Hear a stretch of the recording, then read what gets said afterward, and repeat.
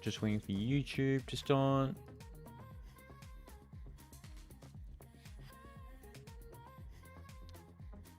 Come on, YouTube.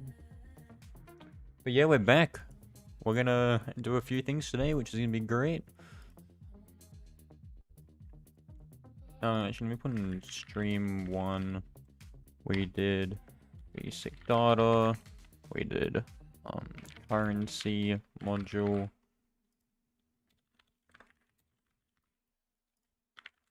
That was programming.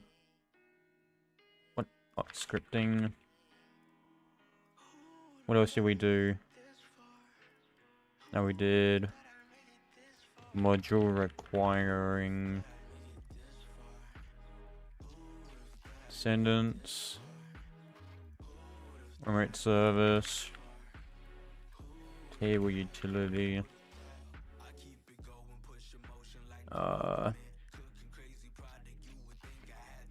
debug label slash object to table. Alright. Is this live now? There we go.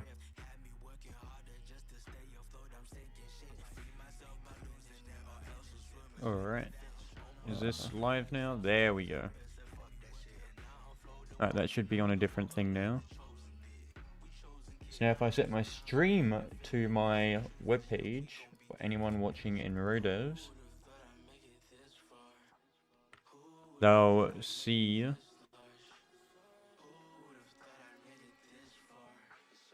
that.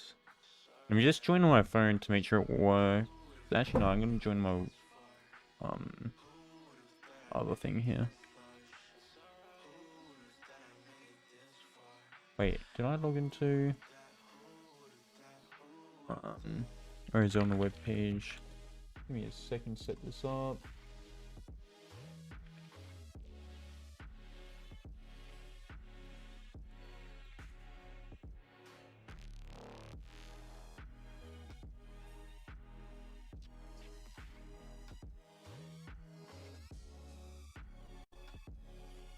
Oh, something's in my eye.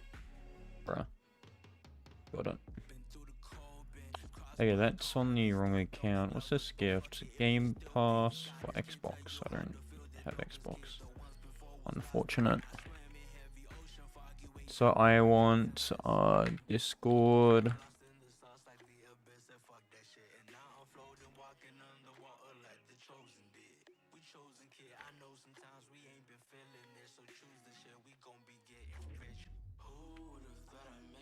Let me just join my stream on here.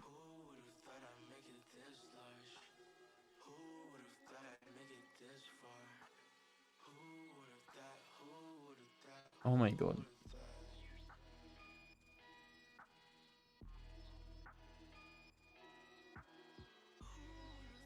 Wait, it doesn't have an output?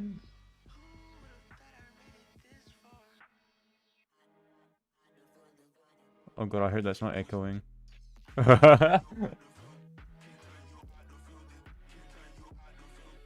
Well, oh, now it closed all my windows. Where is it? That one. Okay, there we go.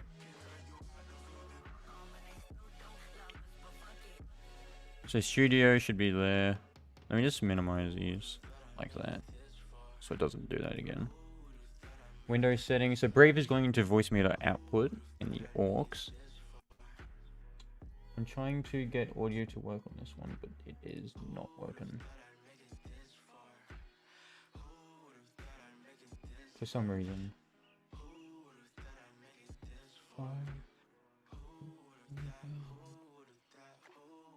Why is that not going to my headset? Reset permissions. Hello? Is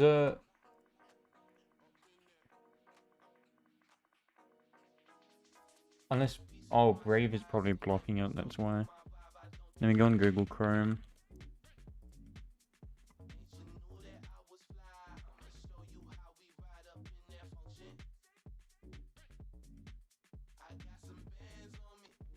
Pizza, can you hear me in the Discord stream? That's what I was trying to test here, but I didn't know.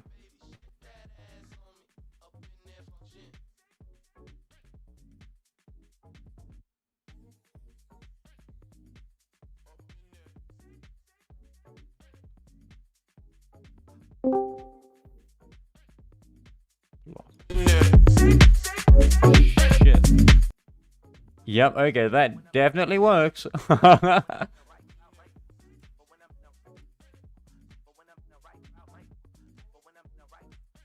Okay, there we go. Is that working now, Pizza?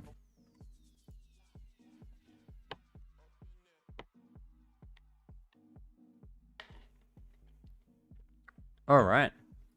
Sweet. Let me just move that one to a different screen. Let me open the chat. Hey Pizza, hey Luke. You have a chugga, okay. Sweet. Now I can have Discord open. And that. Let me just make this rated large. So that should be looking good, yep. Is that showing the whole window? Can't tell. It is not showing the whole window.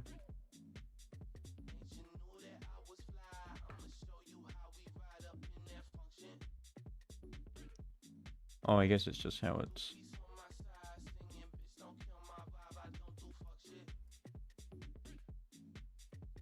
Oh, let me just full screen this.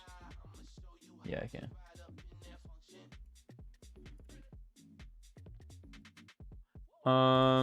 Studio. Okay, OBS is going. Yep. Alright, we're ready now. And I can see all the things I need to see finally.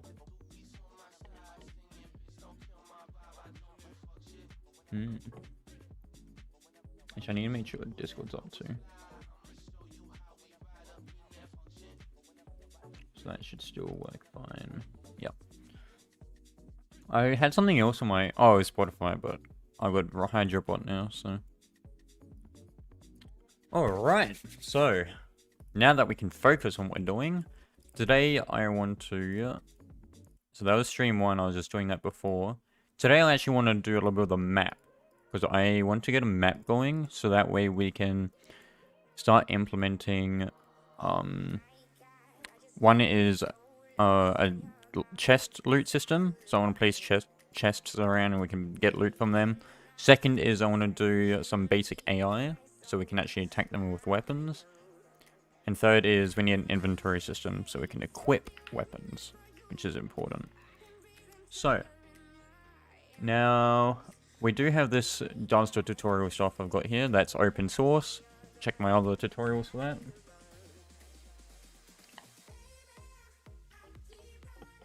RPG day 2 indeed. Well, not whole day, but a couple of hours. In here we've got our inventory frame. So those are there. Do we have inventory? Yes, we do. So we got our data here. We also need to do custom character creation. Might do that later rather than now. No, maybe we could do that now. We'll see. No, we'll do it later. I want to get the inventory and AI and loot drop working. Yeah, weapons, yeah. So that's like the core system done. We can get our experience and currency. Then we can get our currency service testing, or in testing. So, we're going to do that. So right now I'm just going to quickly create some terrain here.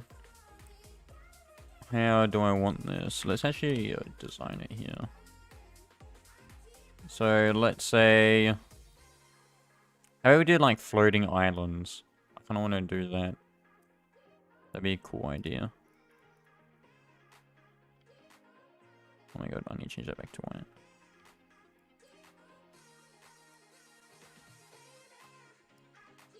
Change it to white. So we got that floating island there. We can have like maybe a bridge going off that way. Another smaller one.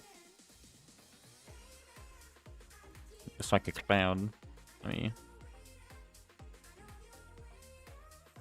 we'll have a boss there. We'll have minion. Let's have we'll have town here.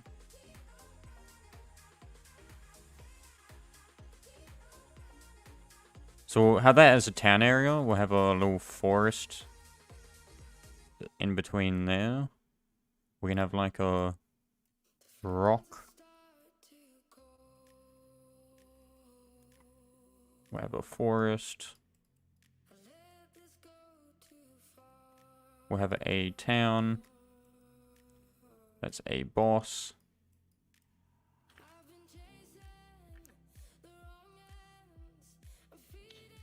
Hey, Slide. Been a long time. Where did your name from? So I don't exactly remember where though.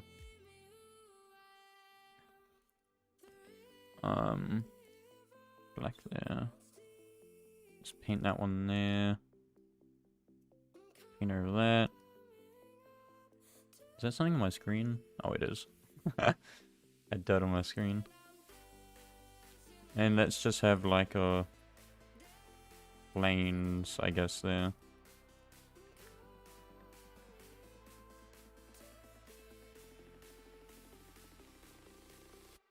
Oh, Oblivion, okay, yeah.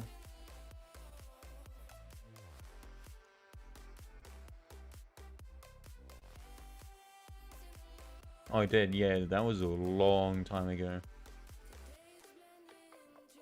Holy. April 2020.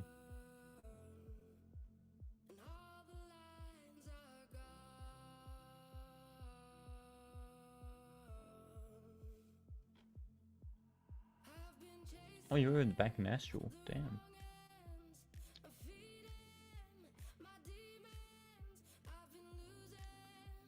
Yeah, that's been a long while. Jesus. But yeah, this is our little level design there. Boss. And then how about we have some teleporters on a different island? We can do some teleporters.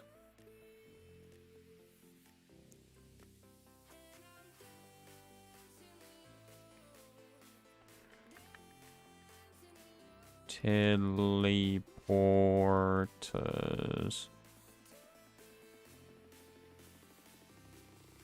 Let's underline that boss. Something like that, and then we can have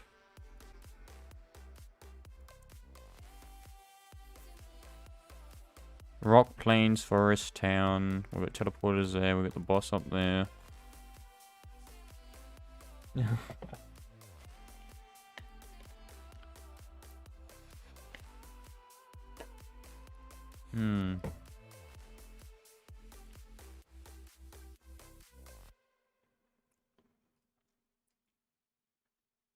Oh, I fucked up the R. Hold on. That triggers me. Hey, there we go. Let me actually save this as the map. Yeah, do you think I should go with the floating island idea? I think it seems like a really cool concept. Oh, okay, rip side.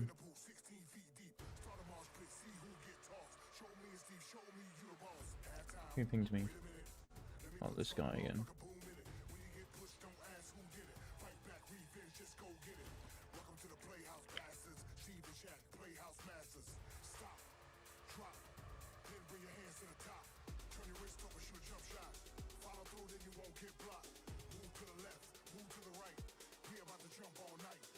This guy just flipped. That, let me jump back to... Yeah, I'll do the floating island idea. So let me draw this on the screen. Actually, I can probably let me jump to OBS real quick and do a image. Where is it again? It's in Roblox, current projects, RPG series, the map. Actually, I'm gonna have to make that way bigger. Or decrease the size of this.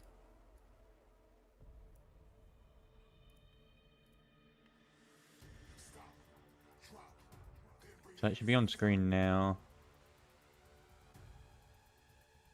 Yeah, it is. So that's what we're gonna be doing here. So let's start with this thing here. How large do I want it? I don't want them to walk for ages trying to get across it. So how about... It should be generally about this big anyways. Let's go to cube. Let's set the height to 10. I'm going to set this to like 50. Let me just... Actually, I'm going to set the height to like 3. Or 4. No, I'll go 3. So the reason why I'm doing it so small is so I can reduce the voxel count.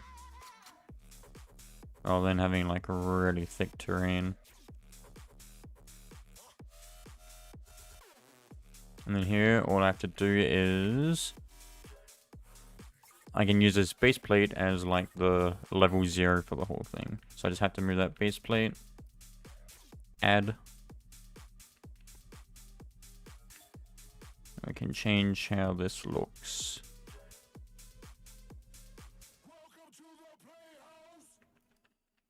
So we got that there.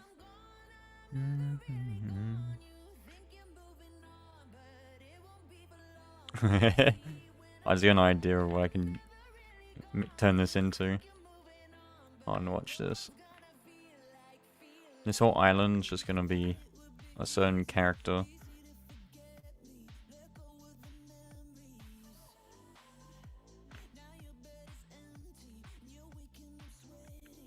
Alright. And then we'll come across... I'm gonna do it on this side. But, if you have a look now... Sauce.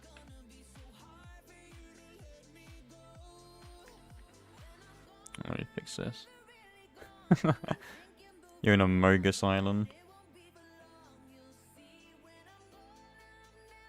I'm gonna actually expand out this way a little bit.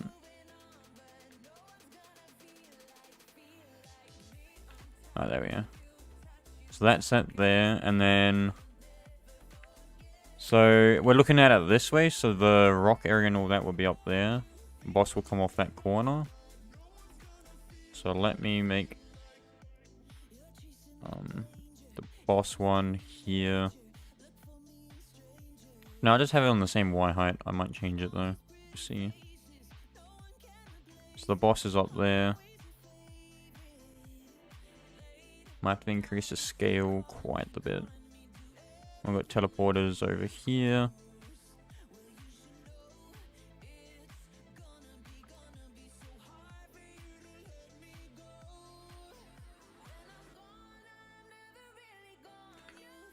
Let's paint over that.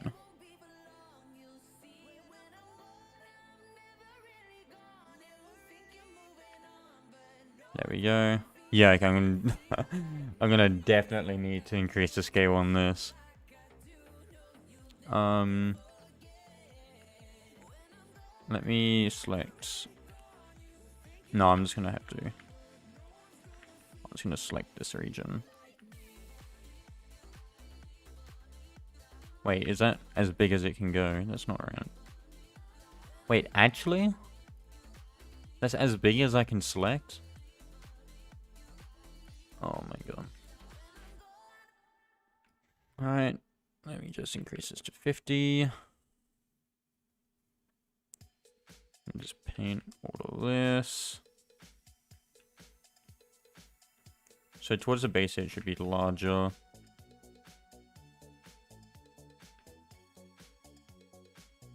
There we go.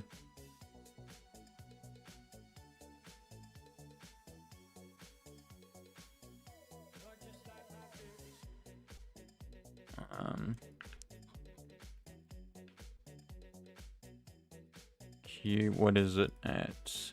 53. So let's make this like 25. And I'm gonna take this over here.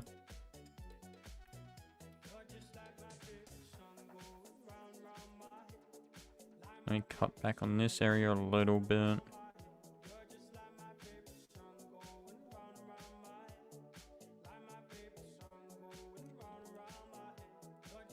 Maybe the base plate here. Let's fix this section up.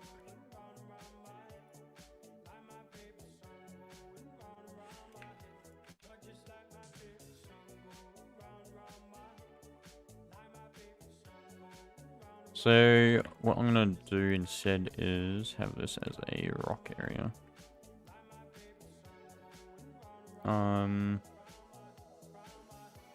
Brush. Oh, what are these at? 325. So replace air with rock.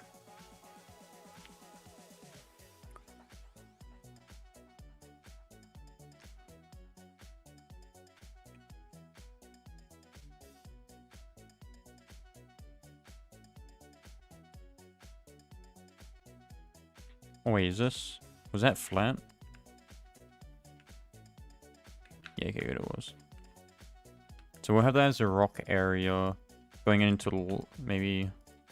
actually come back a little bit.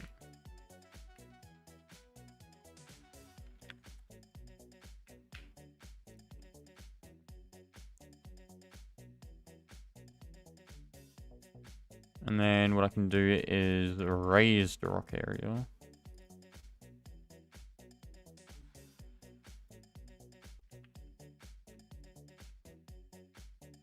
Like so.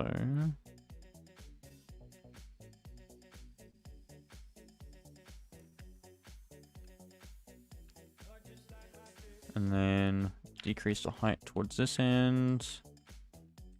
Maybe actually bring it in front a little bit.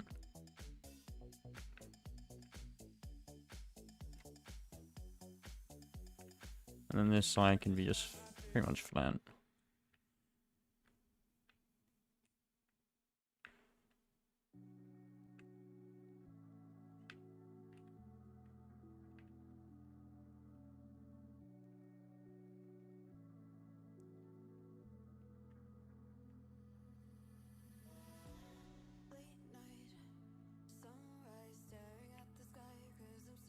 Alright. And then we come again up this way.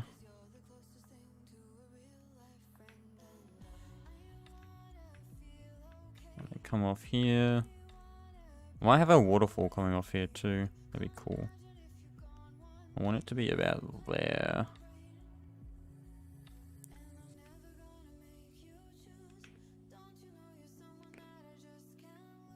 Alright, there we go.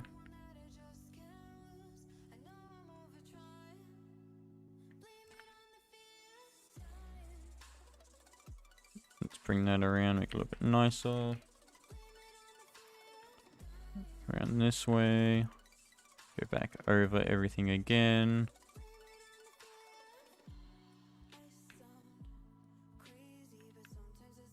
So I might put a chest up here. That's what I kind of wanted to do with here, and maybe a rock monster or two. Or a hidden boss. Just increase the scale of that. Oh my god, I did not do that high enough.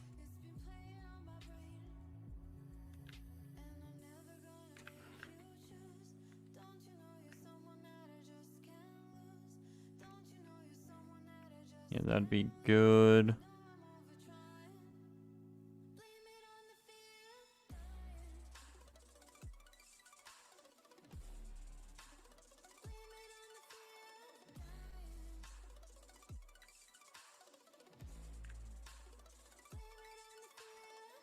There we go.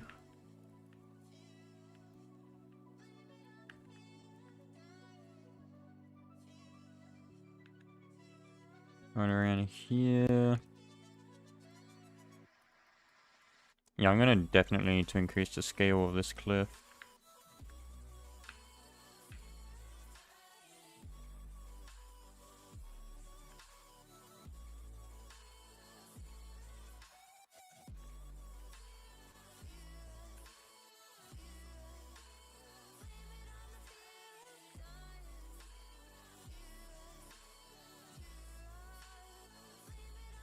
There you go. A little bit less.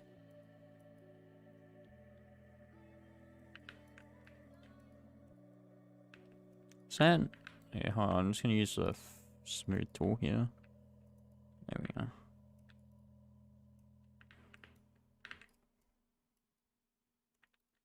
That's like the one use for that smooth tool.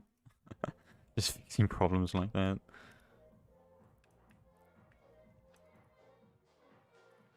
Actually, that's happening everywhere now.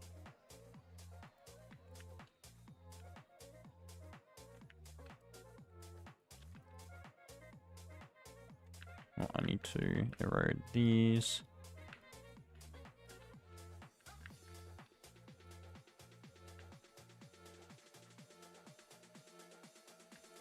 Just erode on the side here.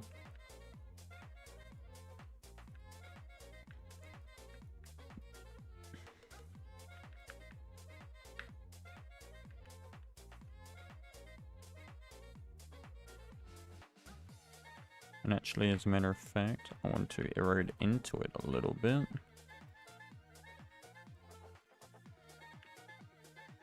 To give it that shape of an island.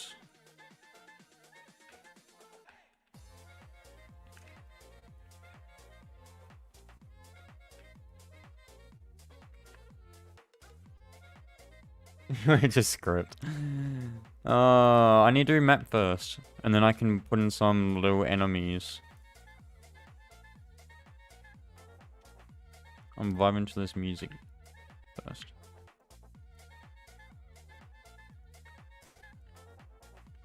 Oh, I need to paint all this on the grass here.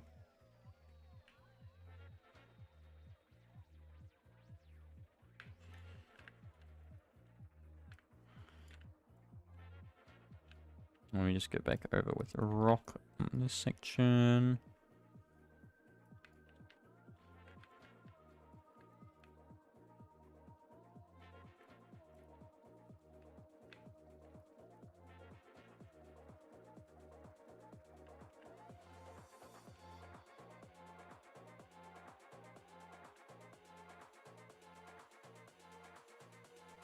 Alright, let me push that cliff in.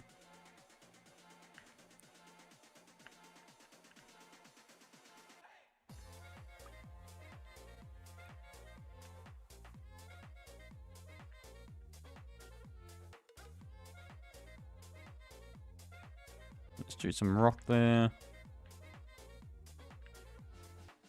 Looks pretty good. I want different layers on this one. Let's see. I'm gonna have a raised zone here.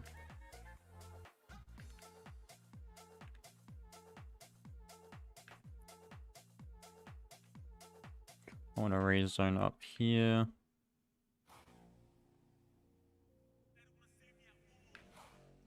Which might have a double raised if I make this a little bit larger. Like that.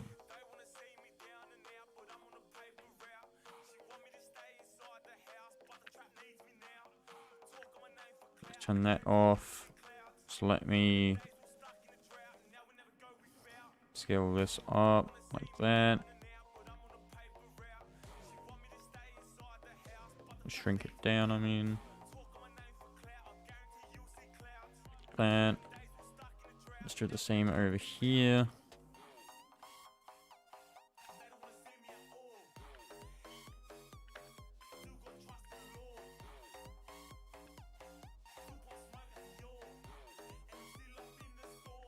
I'm gonna lower this section.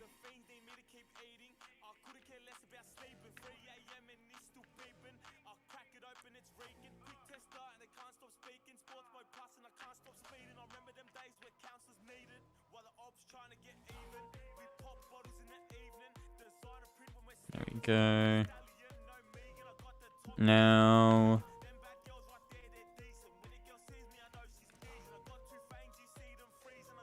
let's go 6.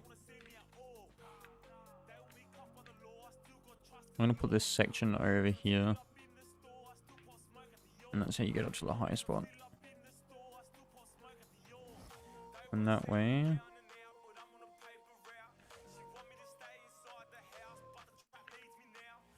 remember pizza, I'm doing everything by myself, so I need to do the map. Plus, if I got a map, it would look much nicer when testing.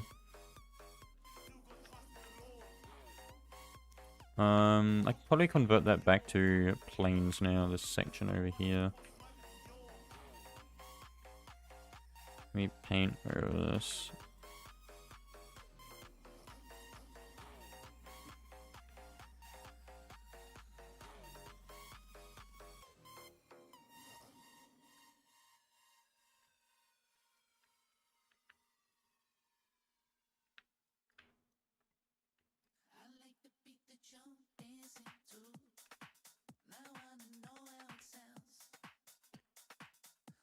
Actually, dig this really deep.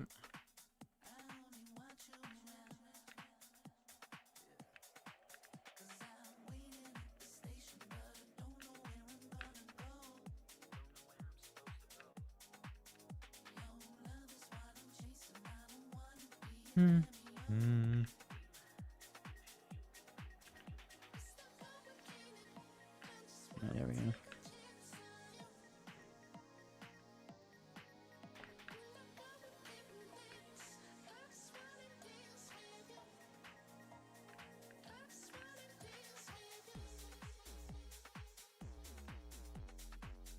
I'm gonna raise these sides a little bit higher, so they have to walk through the middle here.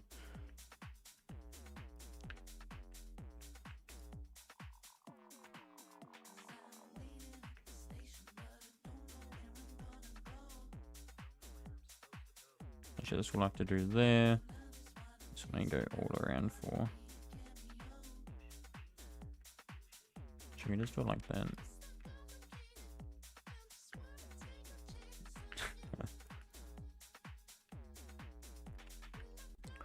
I mean, I probably won't be scripting for another while, so... you might as well.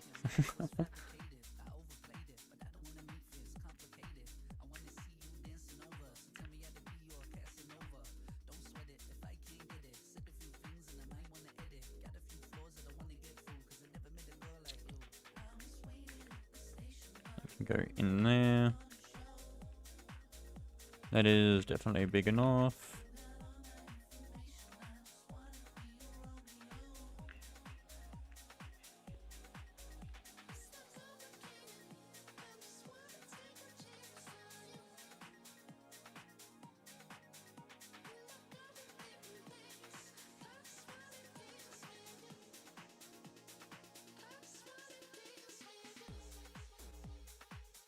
All right.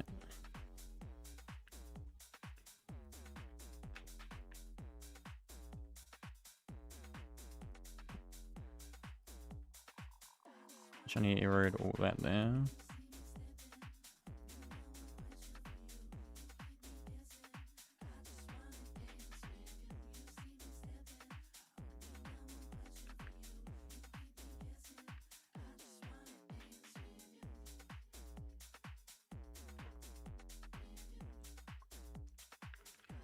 gonna cut it off about there.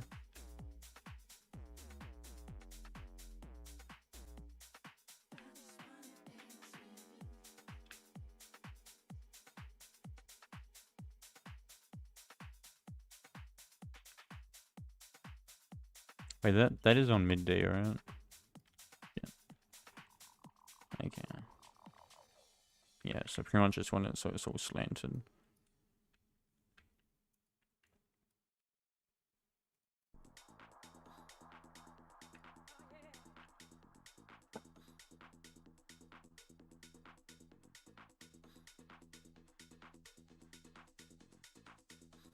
How nice.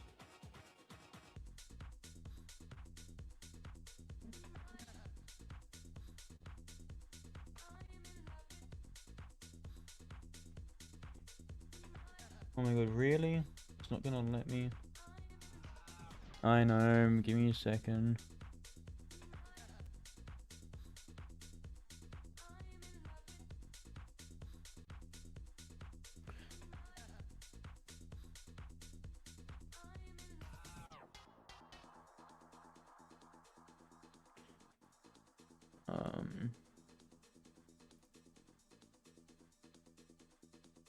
Hey, Saucy.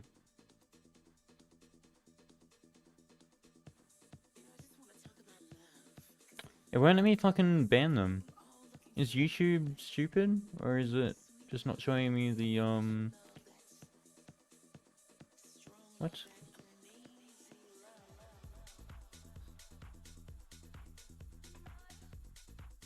How the fuck do I ban them?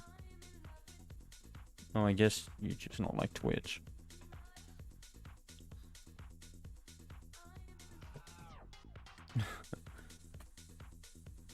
If he starts going on Twitch, I can see it too.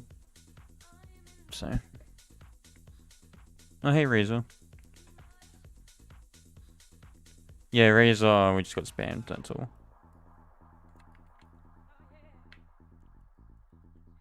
Spammed with, fucking... I don't know what the hell that was, but... It was interesting to say at the least.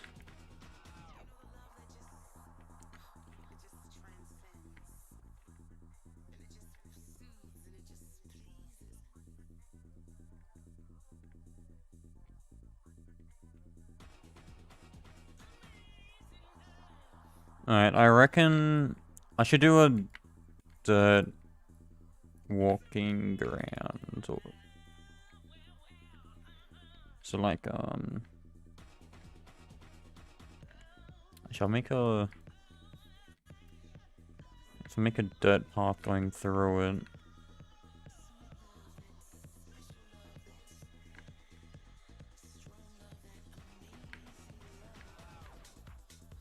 Like that.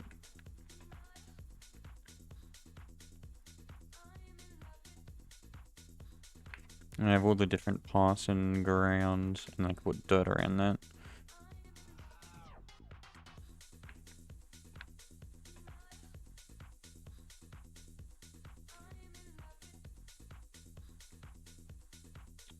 Oh my god.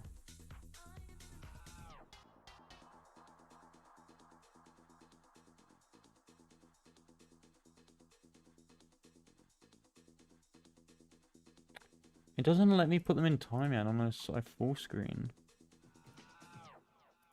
So annoying. I don't know, I feel like it's more somebody else is doing it. Yeah. What do you mean, me? I'm fucking streaming, bruh. I've been terraforming this whole time in front of you.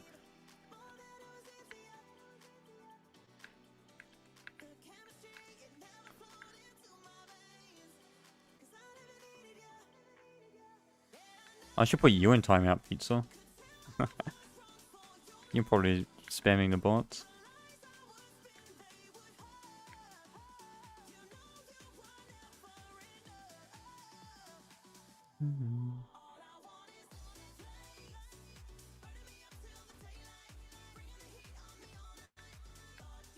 Oh, there we go.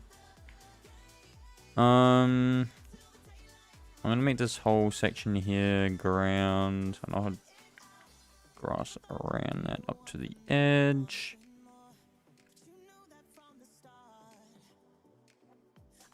It's like a little meeting up area.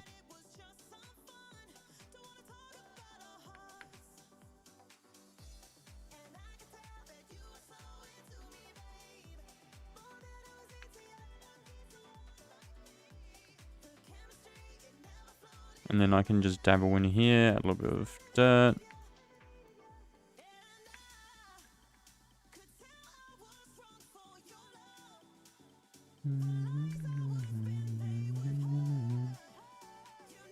You know, a section there.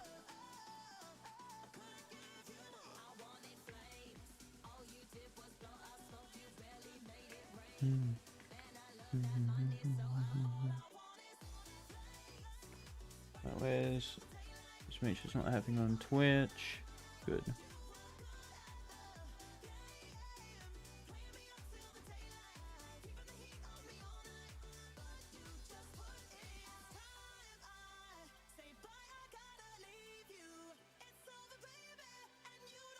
Can I refresh the chat? No, I can't.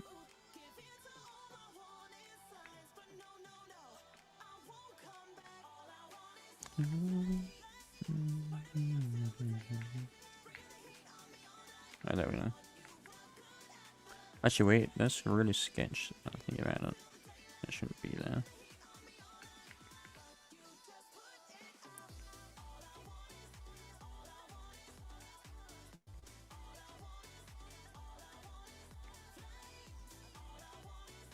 Let me go back to restreamer here.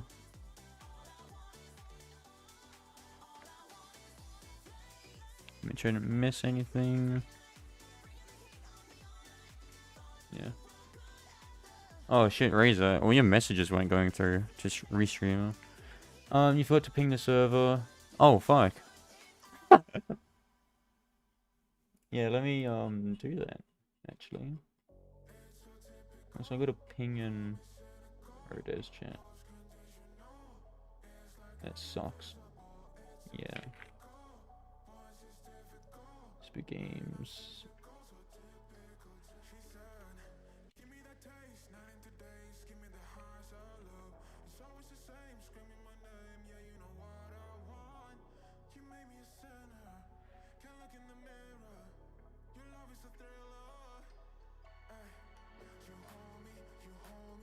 Let me put that one and the link for this one. There we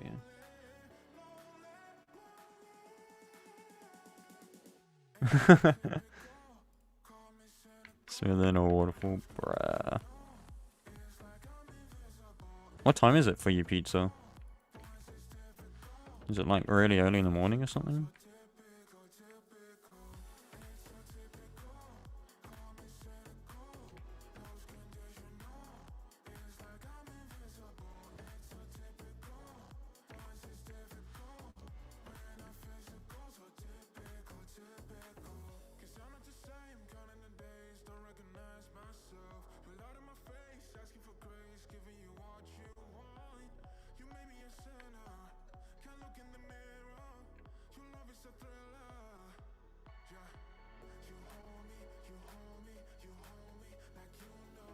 Oh, okay. That's not that late.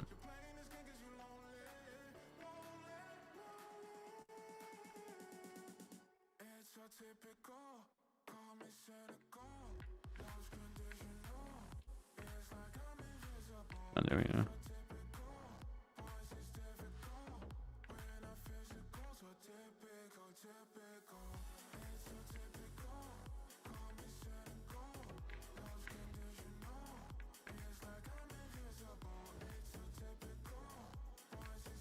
Let me erode this side a little bit.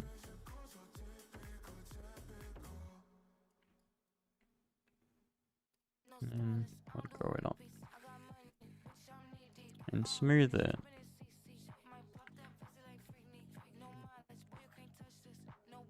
I need to change the playlist. Let's do sleep music.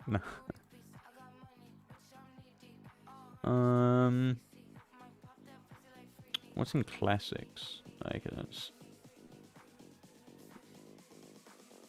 Saint Punk. I guess I could chuck Saint Punk on. And go to Discord and do that. Wait, alright. There we go. 20 minutes of mountain. Okay, shut up, pizza.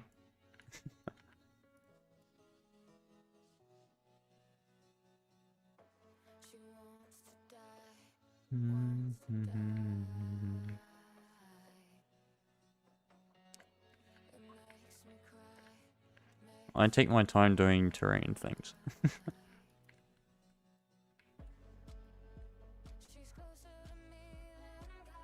Is that why half your games are low detailed?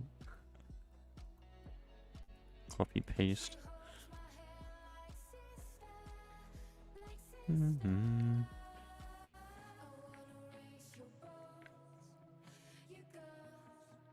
Which that's not even a direction you should be going anyways. Well, actually, that gave me an idea. Yeah, open source terrain, Pog.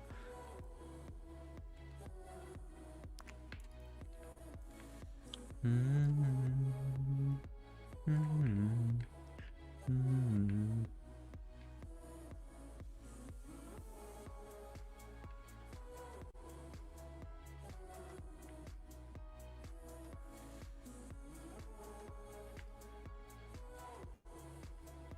need to change the color and everything too of the terrain. What do you mean, hit the thumbs up or thumbs down? Hit the thumbs up. Or I'm banning you. Hey Dax, just doing terrain at the moment. I'll be scripting soon. I'm gonna do inventory system and AIs. And then we can do weapons next stream. Or... no, we can do weapons this stream. Hey Kool-Aid. Yeah, we'll do weapons this stream and do AI next stream. Because, I might as well just do, like, pathfinding and all that instead of doing a really simple AI.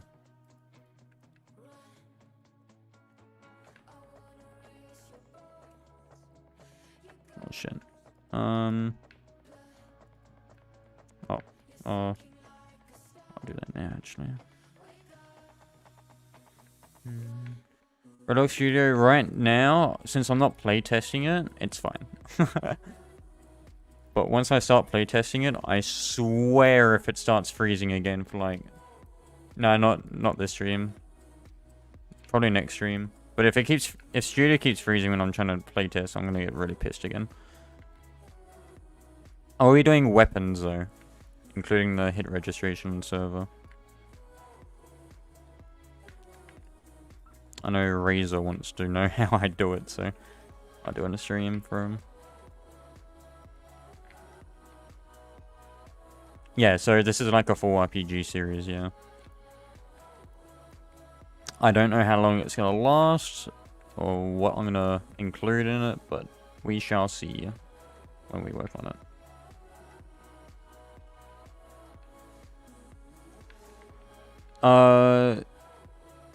Dax, sometimes I do, but it's mainly just play solo. So that picture in the corner is the map. So that's what we're doing right now. So this is a little rock area in the top left. And we've got to do the plains, forest, town, and all that.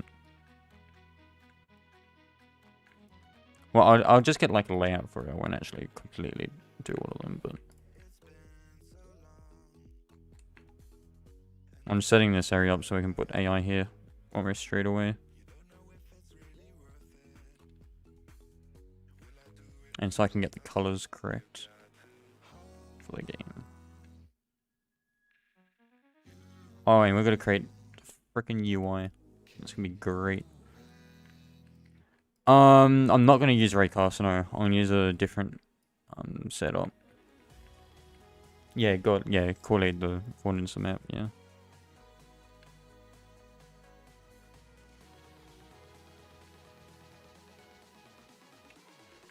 I'm having second thoughts now about this terrain design here. Like, I wanted the grass in the middle, but I don't know how I feel about it now.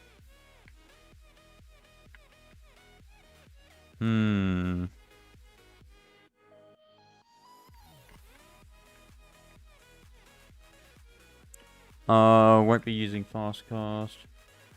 So yeah, so I mainly script and animate, but I also terraform, a little bit of modeling, a little bit of sound, a little bit of graphics, you know, pretty much everything.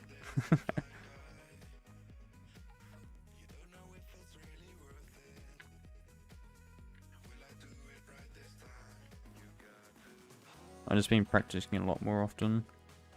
Fastcast I'll probably use for Actually, I don't even know if I'd use Firecast for my bows. I should... Oh, I should do that. Make a bow system. I will be using, what do you call them again? State machines, though. So, probably not for the... No, I'll do it for the weapons, too. I'll include state machines for weapons. As... sorry, the swords. But also the bows. But, yeah. Yeah, so... A little bit of everything, but mainly scripting and animating. Animating's another thing I primarily do. Although not like cutscene stuff.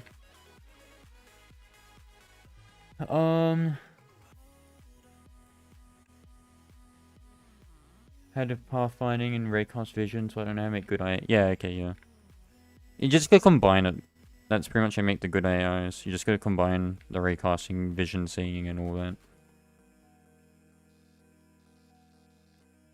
And then have a sort of like a loop that moves the AI and updates all of them.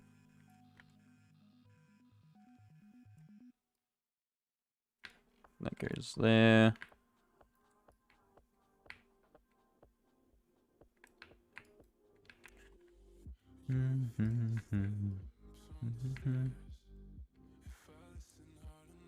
Alright, there we go. Let me read this. Yeah, so I'm almost a full stack. What is the best thing you've made scripting-wise? Oh, I honestly have no clue. I don't know what would be the best thing I've made. Space in my head, you smell your I won't have a clue what the best thing I've scripted. Because I've done so much scripting. I'm trying to learn how to code, yeah. Well, if you do want to learn, I would advise you watch... I'd say the Dev King's basic tutorials. So, like, getting to know the widgets, basic variables, basic arithmetic, that sort of stuff. And then you can come back to my videos, which I've got on my YouTube channel. Starting with table manipulations and possibly raycasting, if you want to jump to complex stuff quickly. But mainly that table manipulations is a big thing you want to know. Because you're going to use it a lot.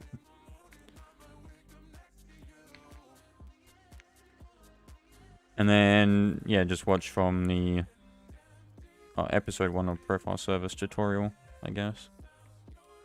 I don't enjoy animating. Animating, it depends on what you're doing. Because I'm pretty picky at how my animations are set up. I sometimes use animation events, but not all the time. Too.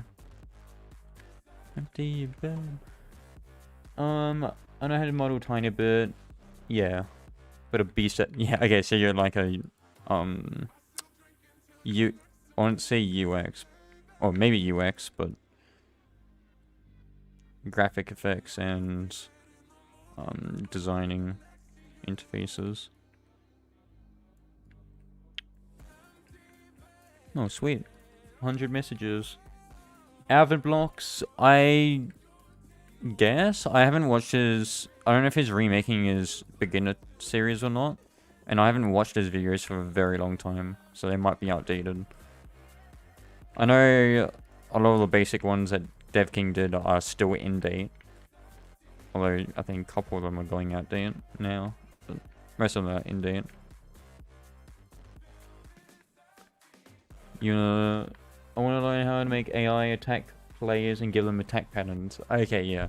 So that is something I will be doing with AI. But for the most part, for next stream, I'll get them to move near you. And I'll probably just do like a punch animation or something. And then until I get like a visual effect system or an ability system going, they'll probably stay punching for a bit. So that'll be relating to the skills that we'll create for the game.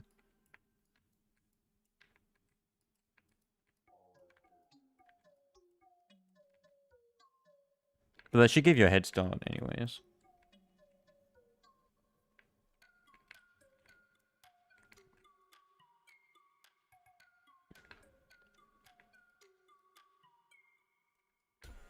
There we go. Well, that's looking better. I just need to add the trees and all that onto this. How do I?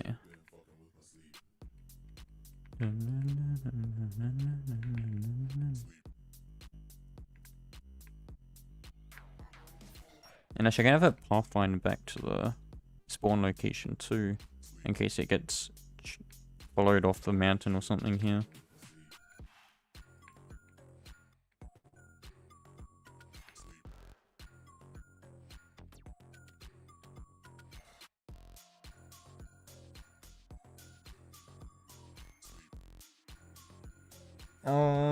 YouTuber dev form, yeah. Well, even so, how I originally, well, one of the things I did to originally learn scripting was have a look at Zednov's Tycoon kit and those classic RPG kits, because that taught me how to use functions, events, setting up variables. Although probably not in a good way, but I did learn how to set up variables and all that. So, and then I started doing my own framework system. Very basic one, and that taught me quite a bit too. And then I started organizing my code using that. Then I started organizing my workspace and structure.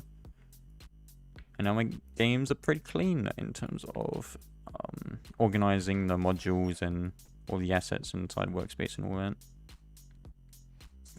Which is actually very important for games. I've seen so many games with unorganized workspaces, and it's actually like, it's really annoying having to work through that.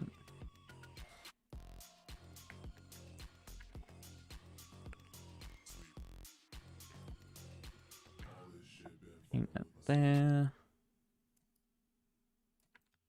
Paint that one going around.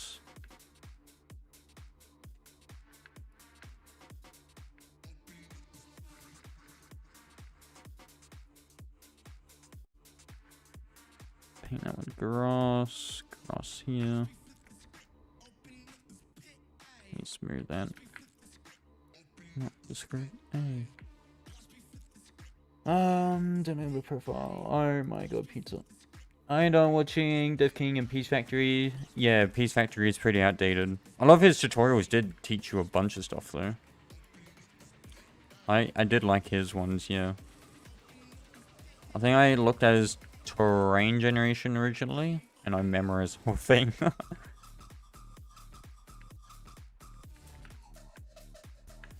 I'm working a framework, yeah. My framework's really basic. I've got in this game, which is,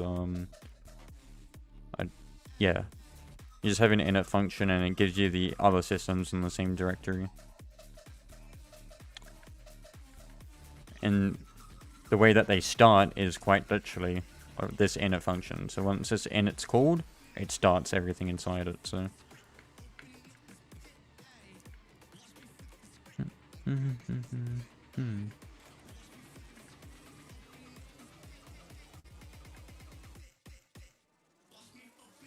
The screen.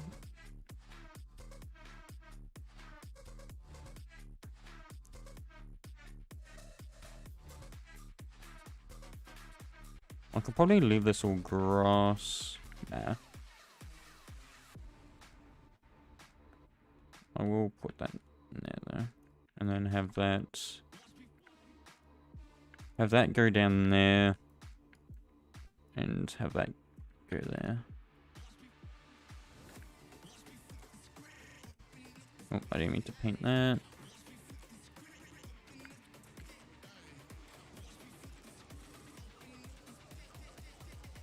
Mirrored that one there.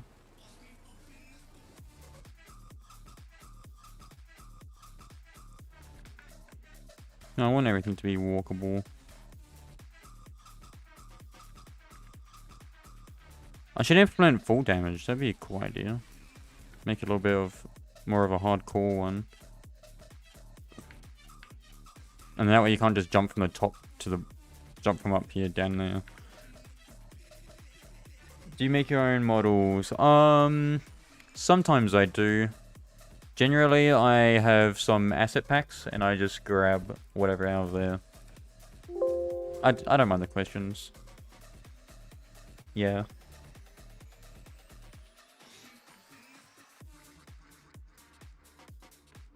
It's actually kind of good that you ask questions, because I got a comment on the original stream saying that this dad and his son was watching the video, and they were learning off it, so having a lot of questions might help them out, so that's good.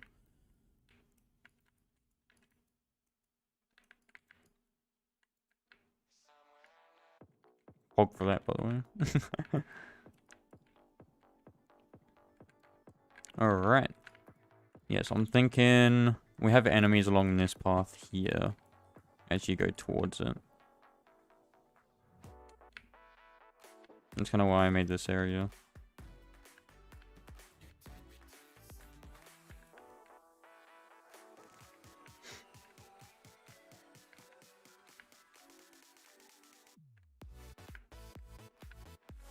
Oh, let's have a bit of ground that way. Alright. I'll wait just a little bit here. I might make a chest on this side, actually. Maybe, like, put a little thing here for the chest. Yeah, that'd be pretty cool. Actually, I can hide chests around here. That'd be a good idea. Yeah, guys, I wonder where the chests are.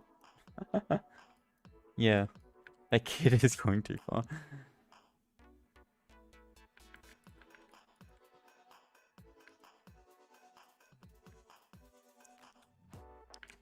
What was that? Oh, yeah, there we go. Yeah. If you have a look at the comments, you'll see it.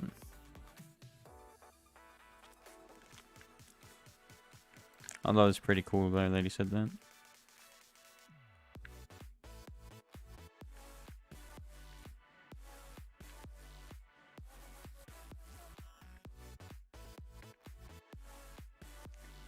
And maybe we could expand that. We'll see. Well, right now this is looking pretty good.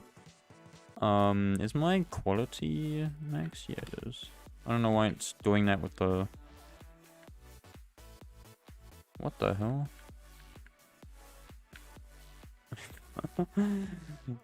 Oh, Roblox, there's a bug in your fix. Jesus.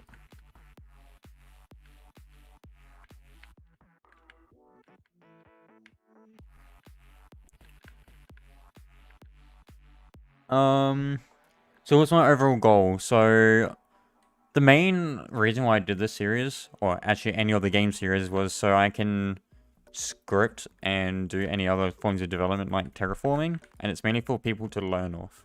So that's the main idea behind these streams, just so people can learn off them. It's like, many of you may not terraform, and you might learn a thing or two about it. Me terraforming. Or through me terraforming, so... And then, like, if I'm scripting, and I make all the variables readable, everyone knows what's happening, then it's kind of nice, because then people can follow along, they can understand what's going on, learn from it, that sort of thing.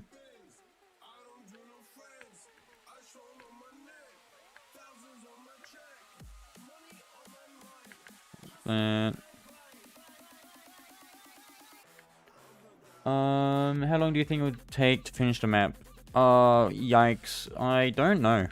Well, I need to set up a town area. Also, speaking of that, I need to make a spawn area here. Let me put a spawn location.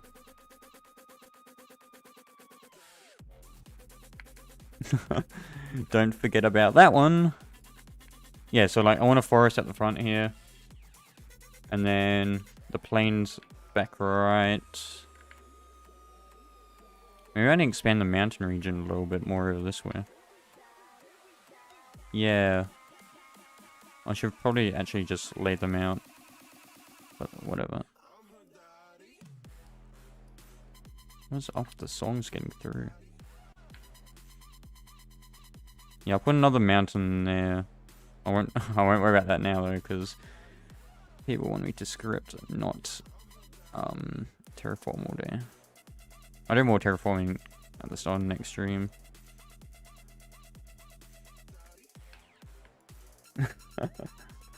With a wink. But yeah. So the forest is here. So I'm thinking, what should we do for the town? That's one to figure out first.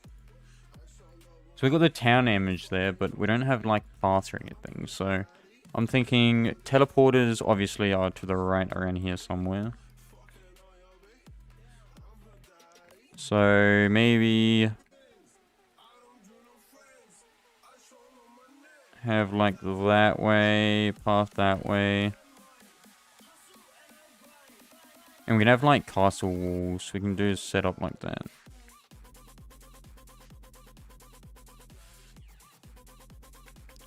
So we've got that there. And then we're going to have like a separate thing off there to the teleporters. Actually, no. Let's bring the teleporters. Let's bring the teleporters back this way.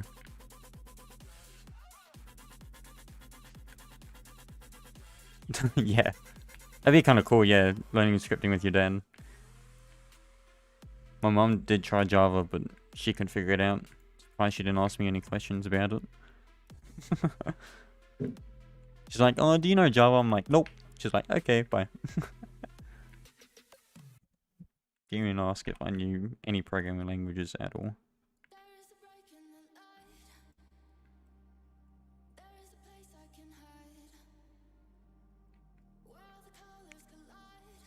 Let's actually do 6. Increase the path size here.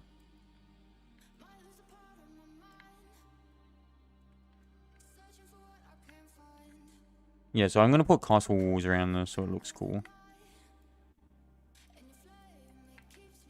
And actually, I have an asset pack we can use for that. Hopefully, if I've still got it.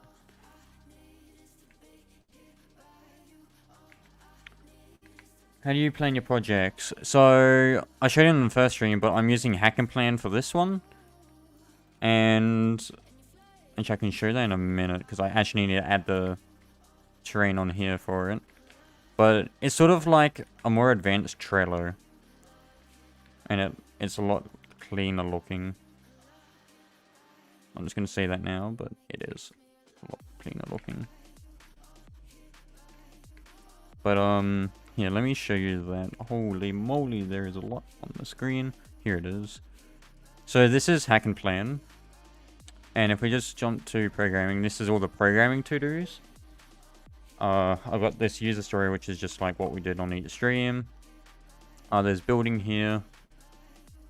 And then progress. Also, let me upload a file to it. Attachment. Upload.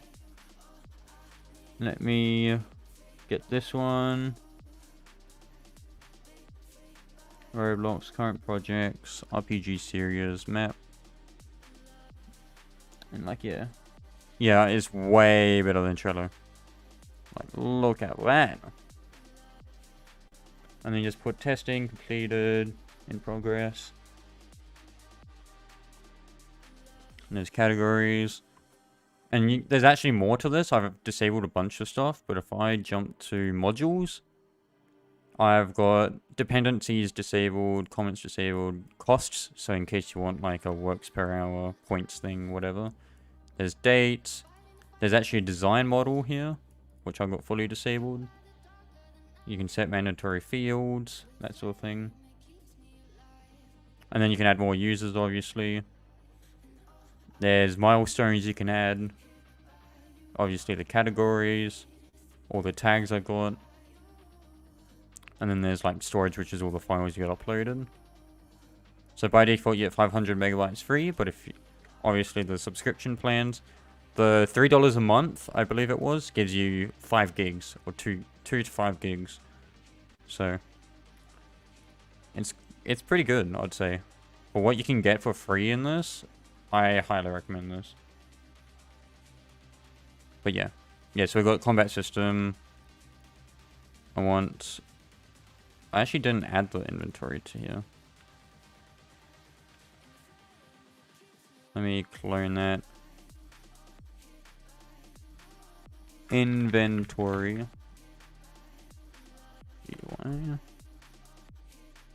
So I want the inventory, combat, enemies, and loot system.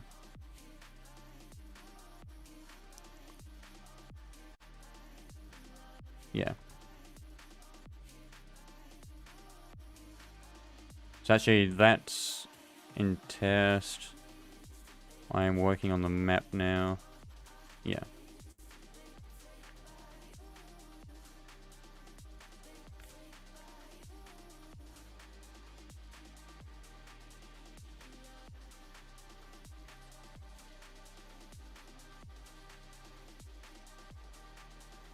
Oh, there we go. Let me use a path creator plugin by Rhythm. That's how you see it.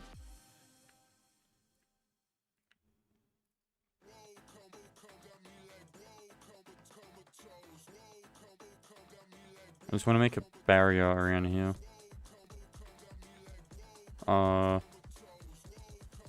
Let's do line. Let's get F3X, which I've disabled.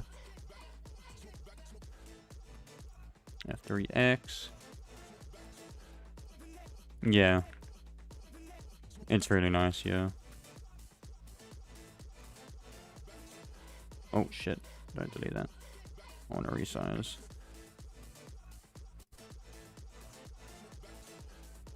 Oh no, let me go back. There we go.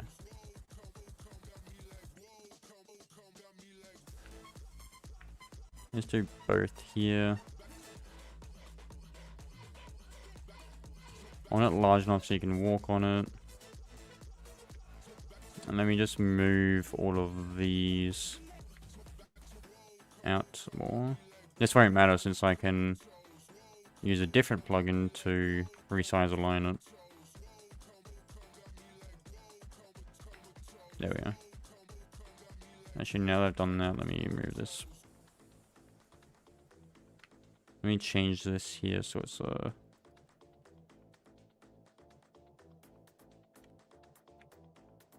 corner piece, rather than having that there.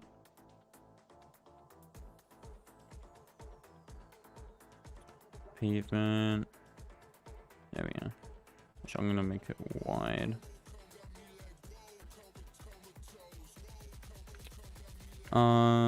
That side is good. Let me just expand that out. Yeah, so that'll be the spawn. Now let me get, I believe this one's towards the bottom. Let's get resize align. Let's align them. Align them. Align them. I align these two, or is that not gonna work? Oh shit, that's not gonna work. Unless I can swap it, maybe? No.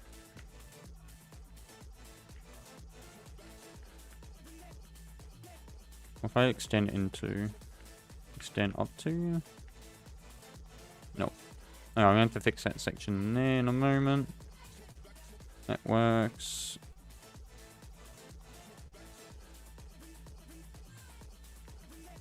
Extend that. Actually, I'll leave a lot of the building till later. Because then, for now, we don't have to wait for me to build everything before we script again.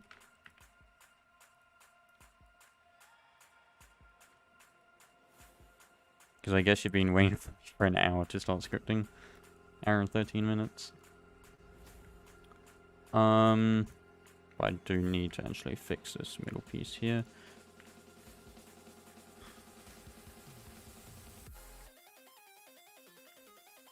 Actually, what I can do is...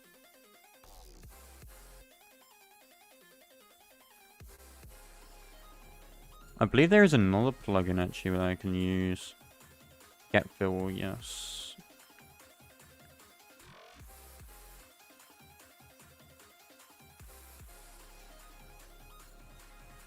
Is that?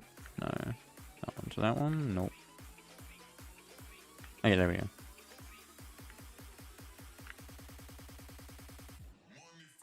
There we go. And then I want the front gate. I want it to be... So I want them to traverse through the forest up to the mountain and go around to the boss. So probably around this side. Maybe here in the middle. Yeah. Oh, that aligned perfectly. There we go. So now that's equal there. And I can just paint.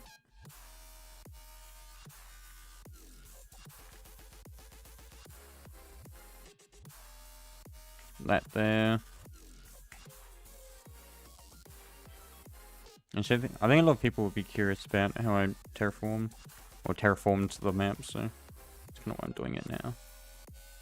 I should probably make the UI on stream too. Pizza's gonna love that. Alright, and then now we've got that. Let me just put the path in front here. Oh yeah, sup C-Dub. There is a lot of progress.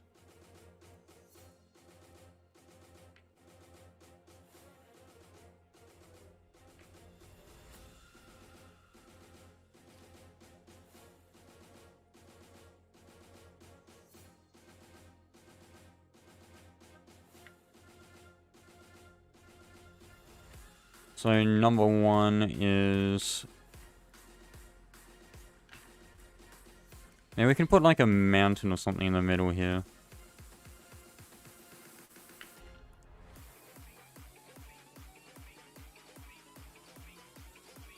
Yeah, that'd be a good idea.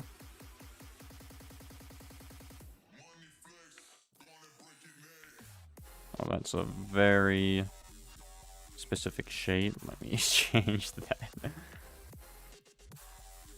me follow this edge here, actually. Oh, there we go.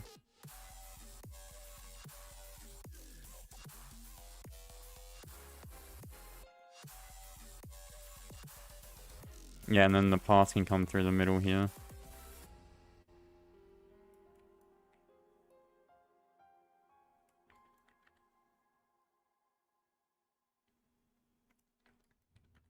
Actually, I'll have a... Make it dead on street. Hey, Tessie. Just, you know, terraforming. Treasure chests. Yeah, I've got treasure chests. And maybe we can have... Yeah, I don't know what else we can have, but at the moment we've got this.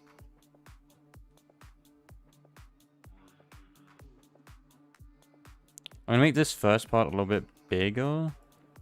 And then we'll have it so it shrinks back down.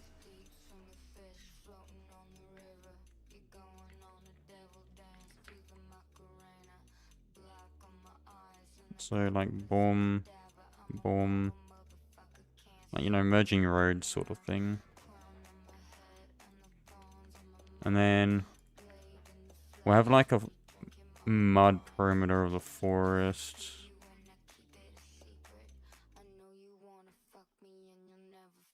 Oh, interesting lyrics. There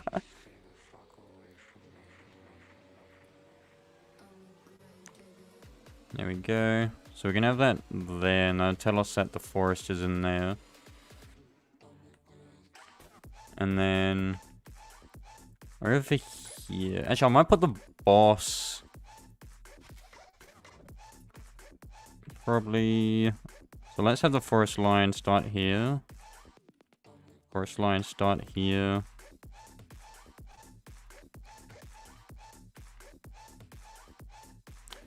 There's no guns, so this is like a one of the. So we got swords. Well, actually, let's say melee. So we might do like axes and all that. We've got magic. We'll have bows. And I might do some miscellaneous systems, like a fishing system maybe. Or what else could there be? Plants? We can do like a plant growing thing. Or plant farming, sorry. So you can just find plants everywhere and pick them up. And then we can do like herbs and all that. Make some potions maybe. That'd be a pretty cool idea.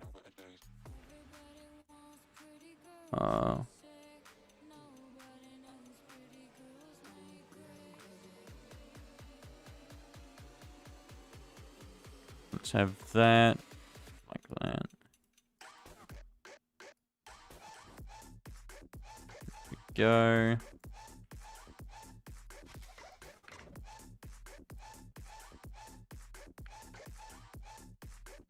The path goes over that. Just gonna make sure of that. Path goes over it. Path goes over it. Make a weapon. You know what? I could probably. Oh my god! I don't want to say this, but I'm gonna follow a Blender tutorial on stream.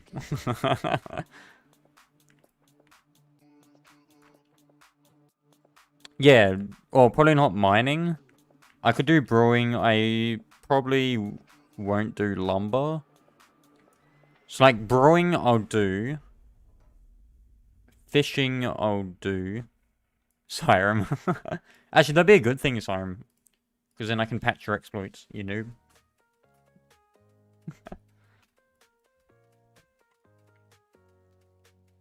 Is there any errors in Apple? Yeah, there isn't. Alright. So we got that going.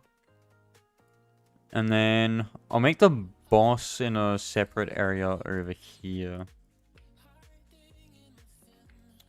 Maybe like set up... Right, yeah, rather than having a separate boss island, I'll just put it over here. Or should I do a tower? Do like a Sword Art Online mix. Where you got the boss tower, and you can traverse in that boss tower. Yeah, I'll change the lighting and all that, yeah. And you change the terrain colors too.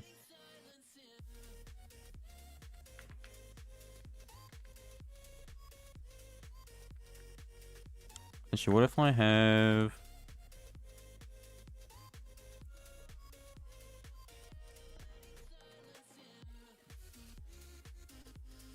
all in there.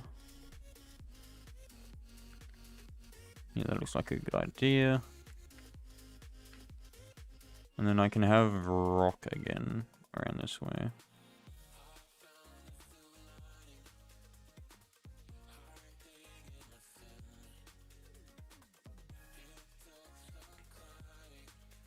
Yeah, and this is like a little bit of terrain planning where I'm putting the rock right now.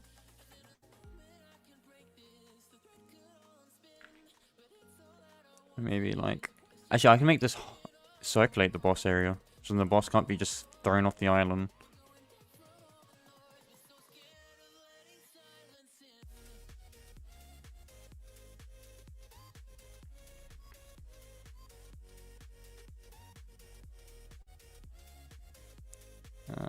We have to do an empty exploit too. Probably won't make it too complex.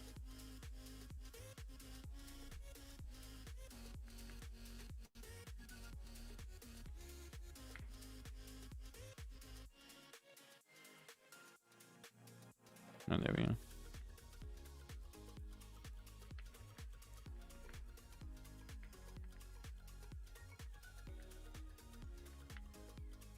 Let's do that.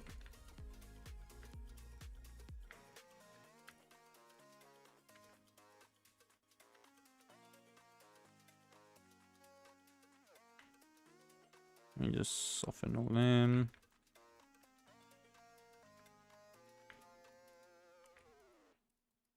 So these ones should be unreachable pretty much. Yep, so that one's up there. Let's...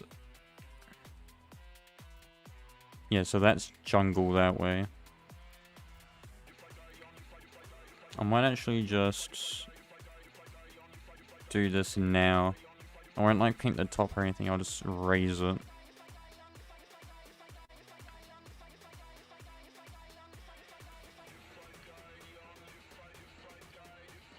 Oh, we need to fix that.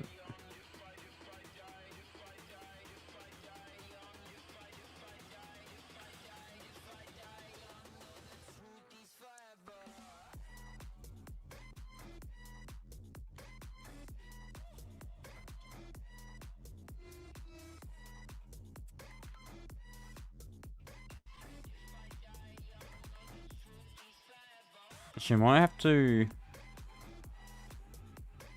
No, I'll worry about that till then with the anti-exploit stuff. Oh my god. Okay, hopefully I got that. That's tricky to do that. Actually, let me make it come off this way.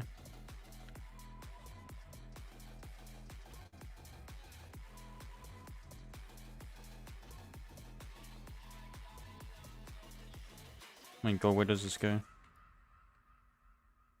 Alright, there we go. Let's just increase the base size now to fill it.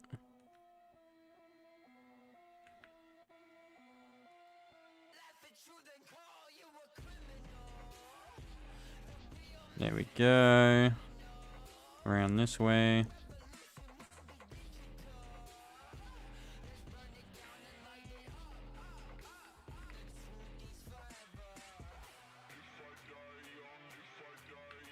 There we go.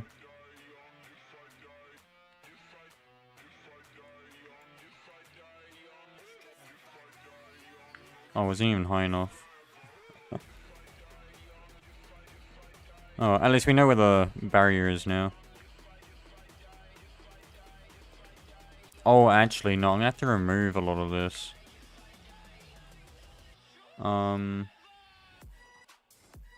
Top, no, bottom. I'm gonna have to remove it from like here about. And go back this way. There we go. Because we need forest. We need the forest zone.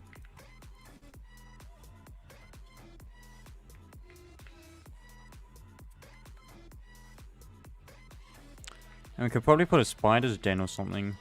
Now think about it, because we've got room now. An underground area for a spider's den. Ooh.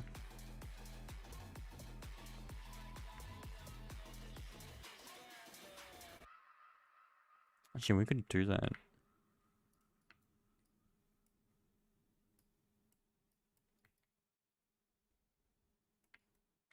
Let's do it like there. I think this might just end up being terrain only this stream. Let's get the viewport rotation thing here. I might just fill up a giant area and dig around in it.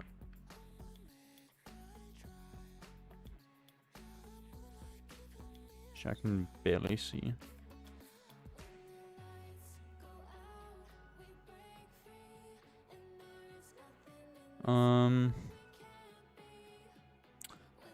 Oh, which one is it? Can I use this one to make an outline of it? Yes.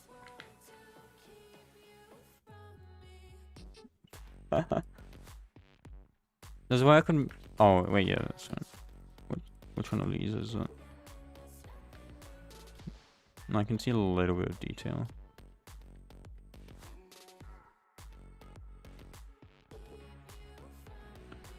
Check that back on the future. Back on the what did I change? Nothing. Future. That's pretty good map.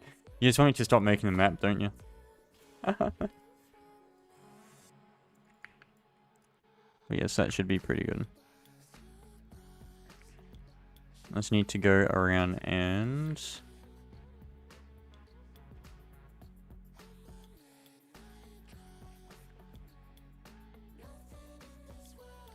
Where is it? There. So I can start about... Oh, here it is.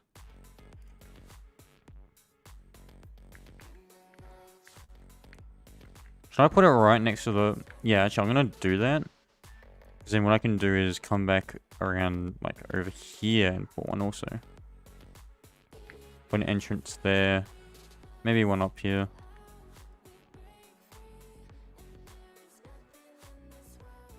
And we'll just leave it like that for the moment.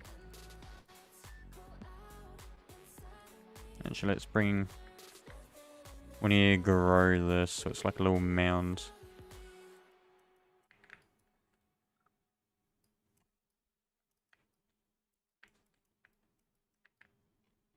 We need to grow the mounds up.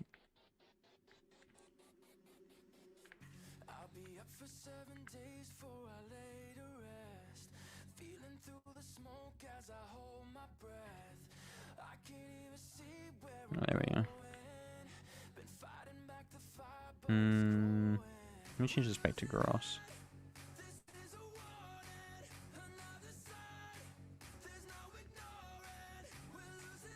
Just flatten that. Oh. Alright, there we go. This is all wanted. Yeah, there is a lot of sub-GUIs in HacknPlan. You don't need to understand all of it. If you just get the primary pieces, then you should be good.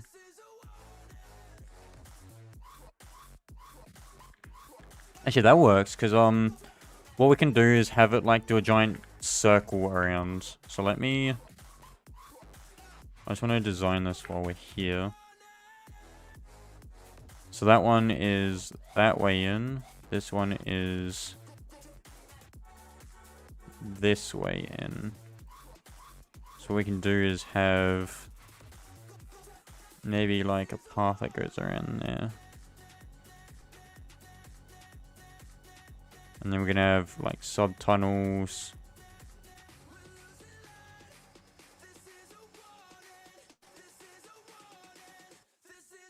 Sub-tunnels like that, and then maybe like a major tunnel. Actually, we can have a big open area down here.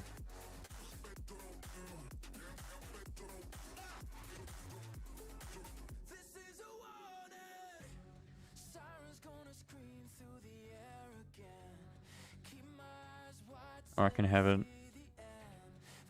I'll have it like that. That one can connect...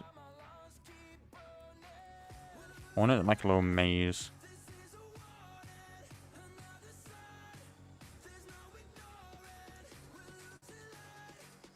Yeah. I'll make it a maze. I like that idea.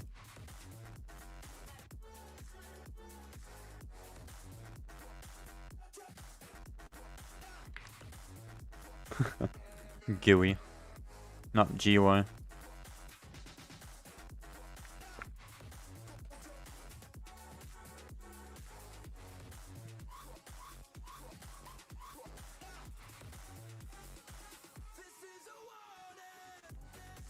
gonna call this castle walls.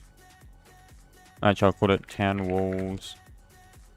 We should do NPCs too. That's an idea. Let me add that to the HacknPlan. Town NPCs. We've got guards at gate. Villagers. Guards at gate and villagers. Programming. Or scripting. Yeah, I always say GUI too.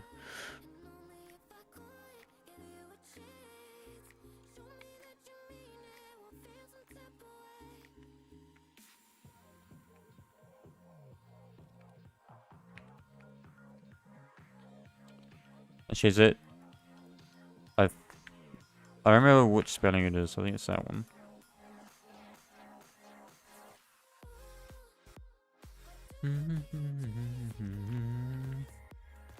Alright.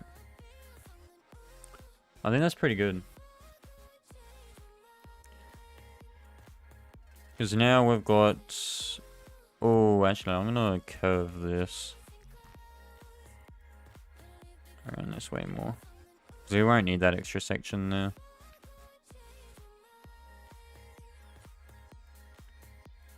Yeah, GUI. And? Alright, let me get rid of that image now. We don't need that. There we go. Alright. Now if I actually play this, hopefully nothing... Oh, we can actually... Oh, that's anchored. If I play that, I believe everything should still work.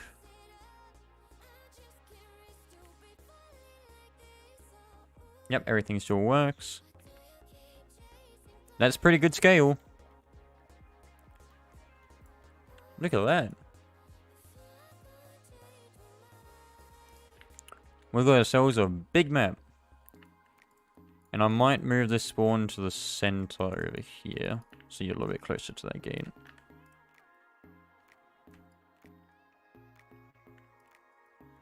And I can make that circular. And then we can have a fountain in the middle.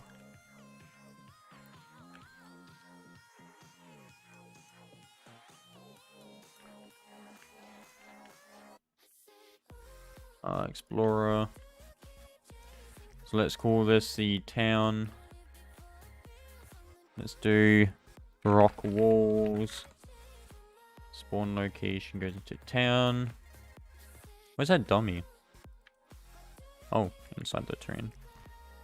Yeah, you can see how big the scale is compared to the NPC here, or the character here.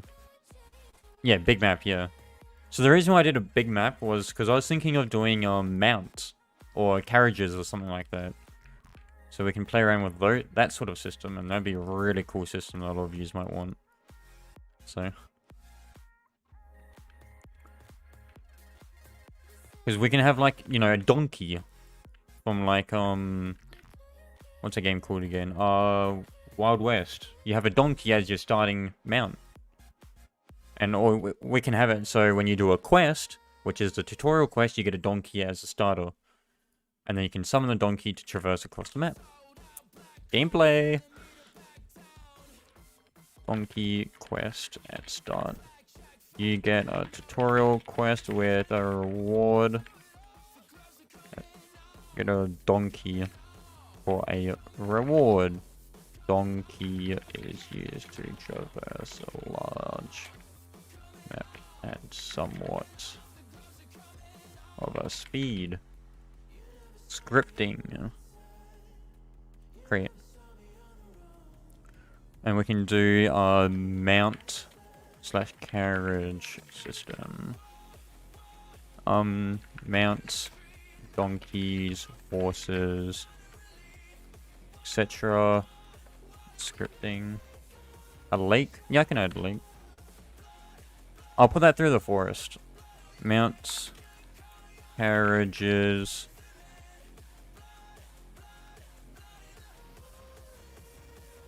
There we go. Mount and carriage system. Let me just fix this here.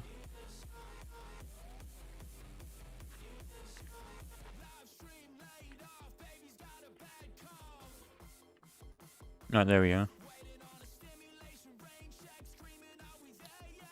At a lake.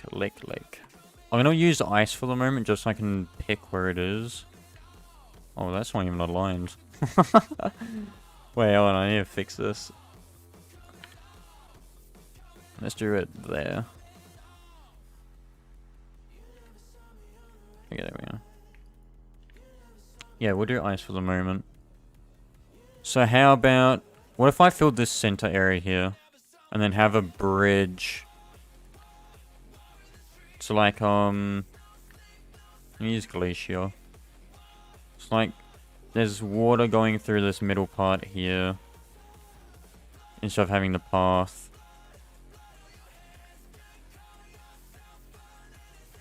And then that spreads out a little bit and runs through this way. Which I should have it so it cuts off that completely. Oh my god, you want everything, don't you? We'll add snowy mountains a little bit later. When we get even a larger map.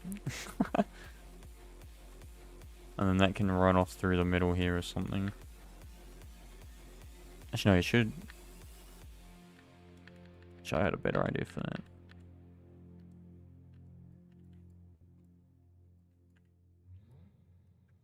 Let me actually make a little one width river. Rather than this huge thing. So obviously we'll have it huge going through, but...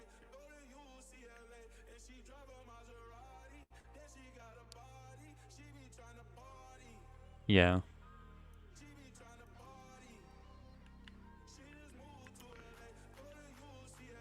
Well, I could technically add it here, just by making that taller, but I don't want to do that.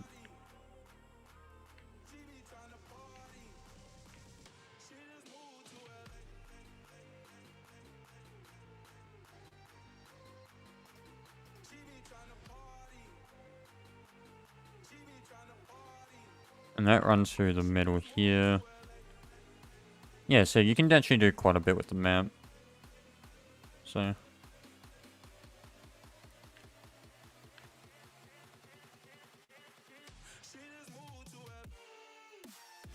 And then, let's make it... How about we make it go underneath rather than above?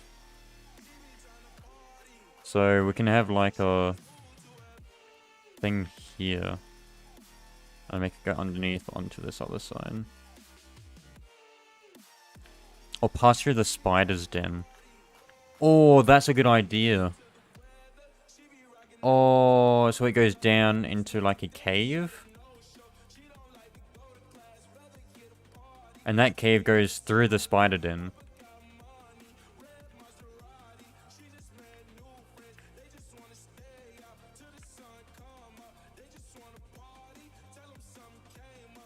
Almost 12? Oh, damn. So, the reason why I'm doing it in snow is so the water doesn't screw up and mess up the train. So then I can just override it with water rather than having it, like, go really weird. So that's that way. That's that way. So this here can pass through somewhere like there. I mean, we can have the spider's den actually move down past the water there. Queen den.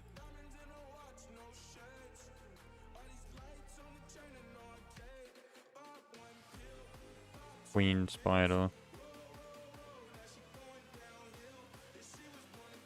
Queen spider.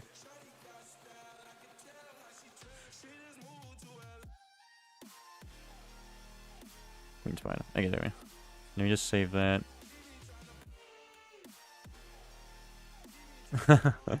It's 3:23 p.m. So it's the middle of the day for me.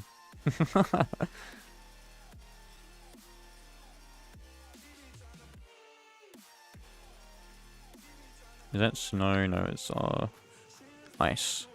Nope, it's glacier. There we go.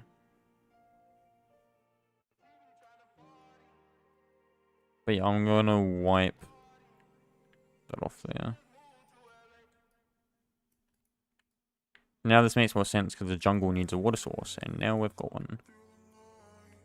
Now we can put mud on the outside of this water source.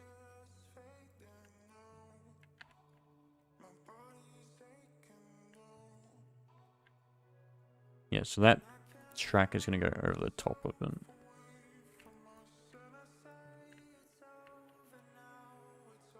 It's like we're going to be building a bridge on stream. Maybe not now, but...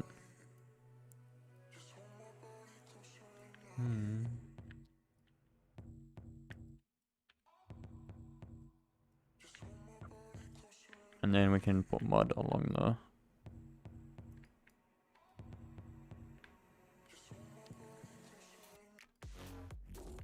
best pizza place, probably Domino's. I haven't had them for a while, so I don't know what they taste like at the moment, but... There's Domino's, Sammy's Pizza. I think that's it, actually. And then the brewery pizza.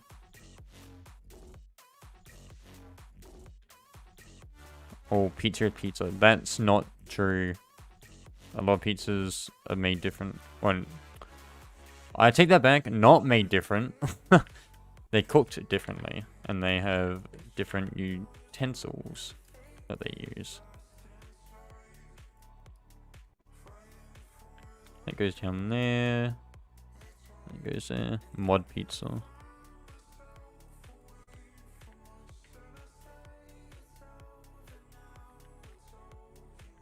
Yeah, I won't do the bridge now. I'll just keep it later. So that way you can actually watch me script and sit through this. I'll put in the building to-do list. But I do need to do all this here. Yeah, so I can just set this to water whenever it's ready. So let's go HacknPlan. So under building, we've got a bridge. Build the bridge. That's building. Building. We've got make the spider den / maze. Terraform the spider den / maze. Also make the river flow underground towards it. That is building. Genetically modified pizza, oh god.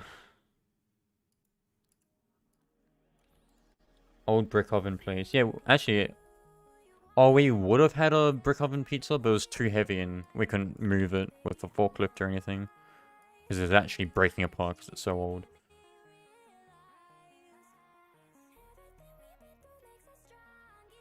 Donkey starter quest, yeah. And then, so we've got combat system. We've also got the magic system. Let me make sure I put that here.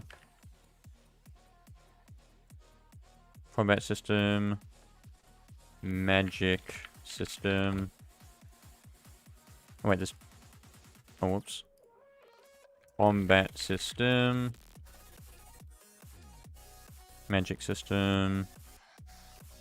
Mat carriage. I might actually push that up further. Have it underneath quests. We need dialogue before quests. Crafting can stay later.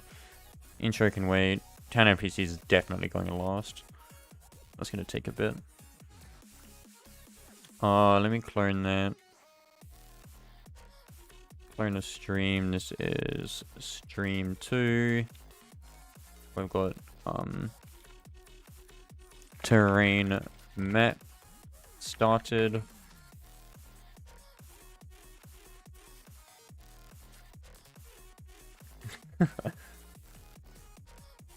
Yeah, the PS5. Holy shit, the fucking fan on that. Send me some. Alright, hold on. I need to quickly rinse my bowl here with spaghetti in it that I was eating earlier. And then I'm going to start scripting, which will be doing the inventory first. Oh, and we're going to create the GUI.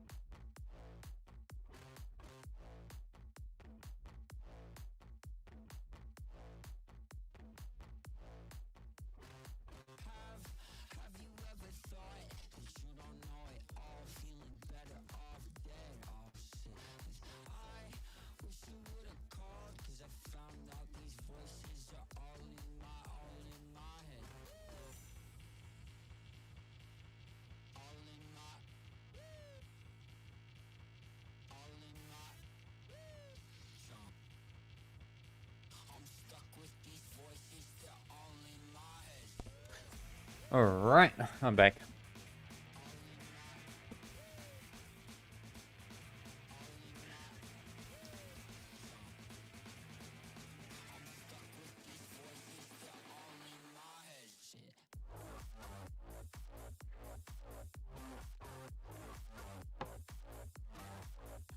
Alright, let's create some GUI, shall we?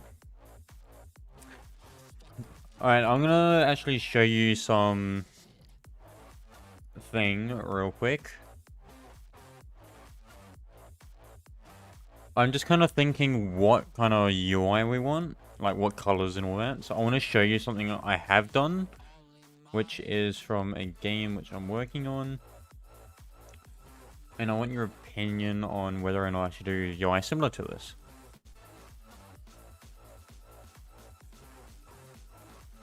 Let me just load up the place. Eventually. Who DMs me a bunch? Holy fuck.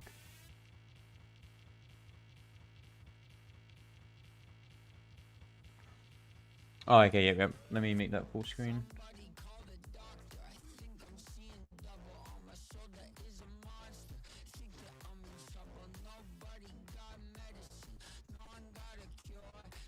Oh my god, the quality dropped.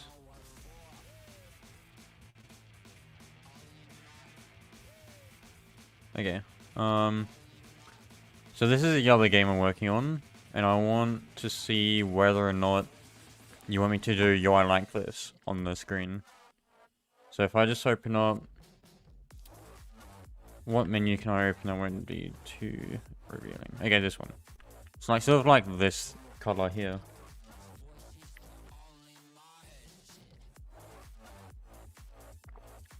Do you reckon I should make UI like this?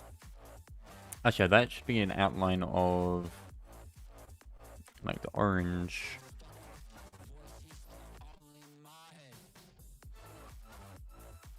Oh no, no, yeah.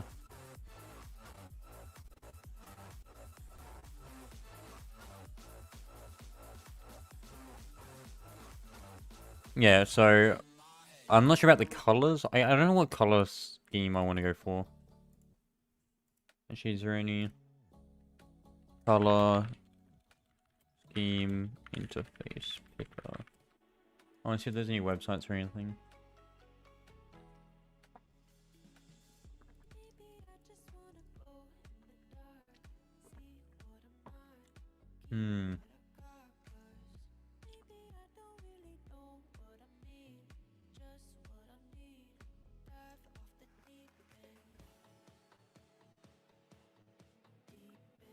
I want like, oh my god, white theme, please, holy.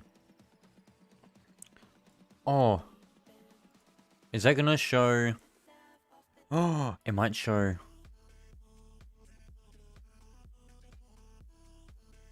Wait, no, it won't. Oh, I want when we can. It's got like a template thing. Oh my god, back with this again.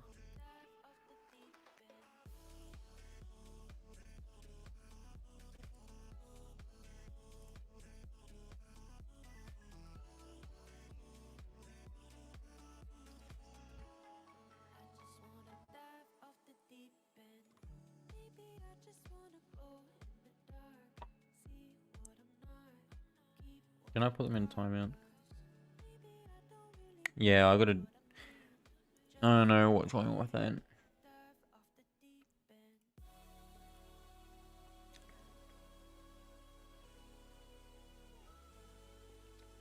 Alright, there we go. Finally, the timeout appeared.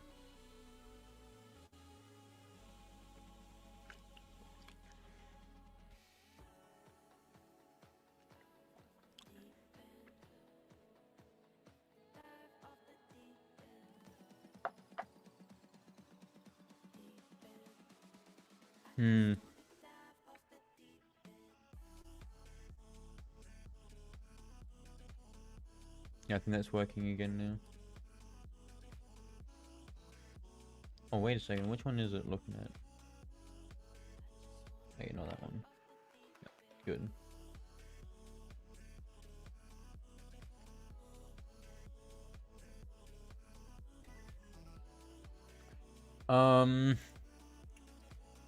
So I need to do UI. I want to figure out what the UI looks like. So I need color scheme tester user interface.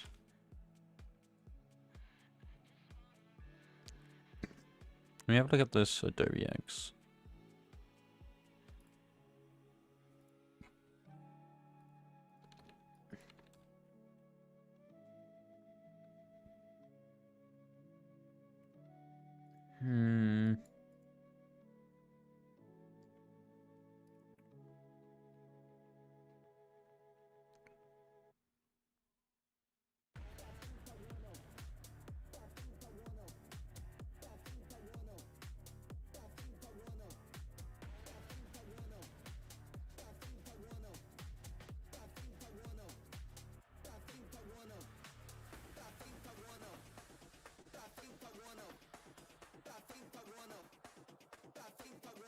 Okay.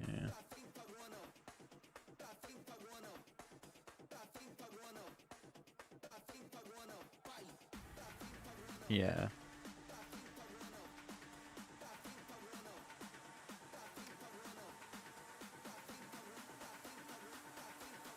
Put decorative line from my main menu. Oh, rip, dude. The fuck? Not sure why it's doing that.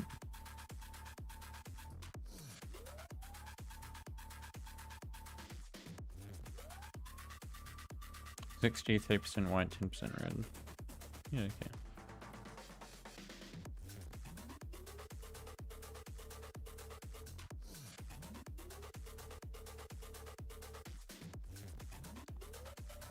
Yeah, black, orange, mysterious and full of energy. I like that. And white, cleanness, purity, clean. Cleansing, wait, cleanliness? The hell?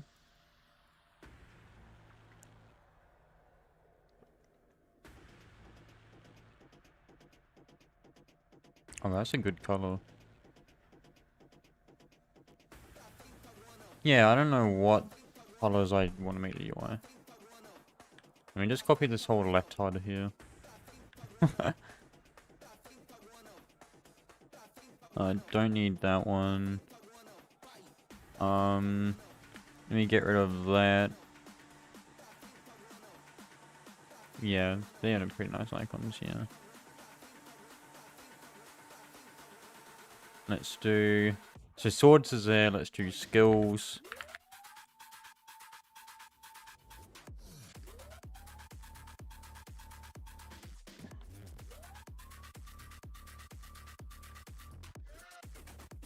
That can be magic.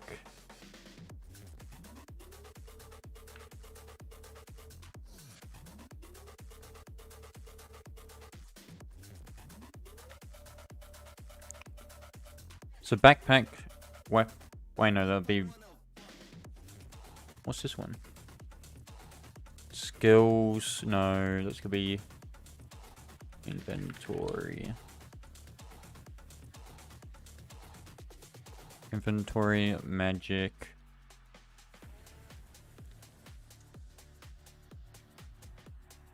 Row logic, yeah, I remember that, yeah. Premium, trade, quests, extra menu. Actually, speaking of that, I do need that extra menu. Which is this one.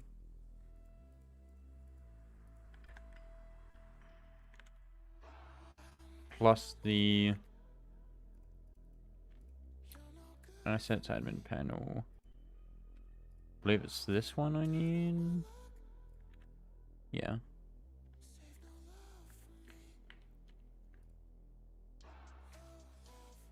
You can see where I'm going with this. When do you plan on streaming part 3? Probably tomorrow, actually. If it's not tomorrow, then it would be after I have work, if I'm not extremely tired. I'll try to keep consistency as much as I can, but it's super fucking hot here where I live, so it's kind of difficult. just Negos. Was I gonna make this one? Character. And then that can be a player icon.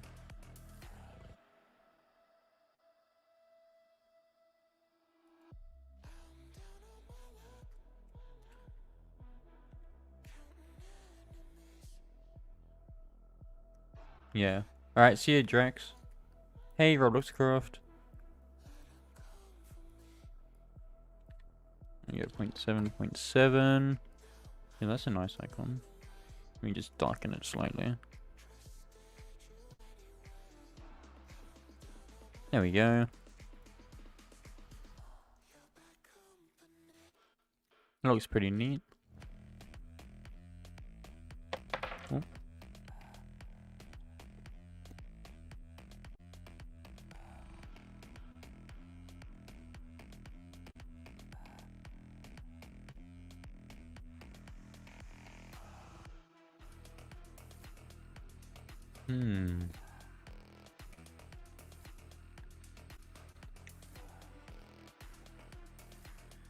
Yeah.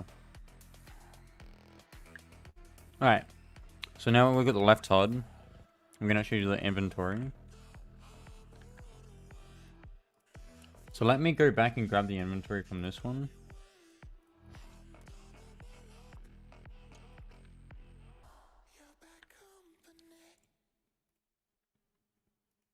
Let me get rid of that one.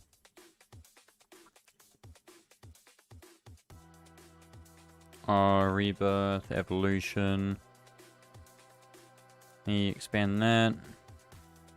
That would be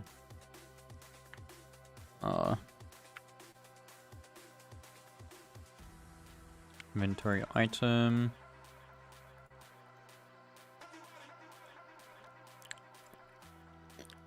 Get rid of that icon down there. So codes. So I'd mainly use them for testing purposes, but I could potentially use codes for pets, mounts. Sort of like birthday things for like the game, or like if we've reached milestones on the stream or something like that.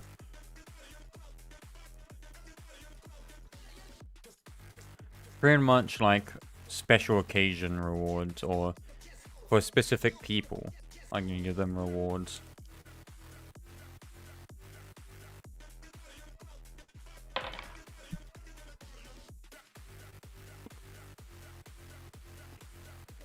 But yeah.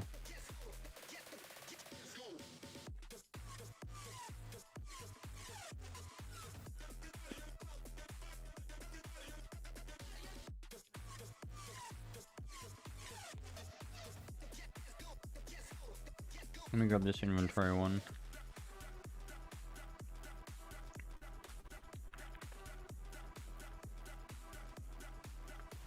No. If I want YouTubers or something like that to play it, then I can just put the special codes there.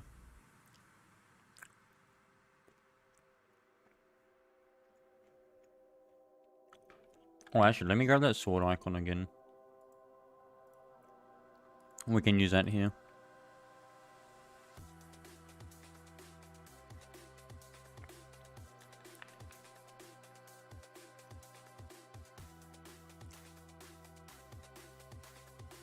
Weapons.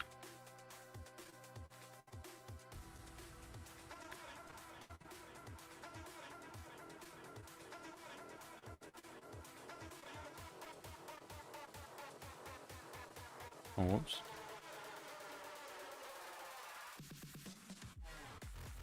Oh, I guess these don't have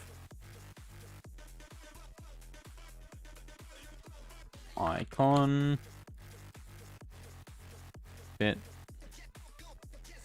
0.80, 0.80, 0.5, 0.5, 0.50, 0.50, background should 1, border 0. There we go.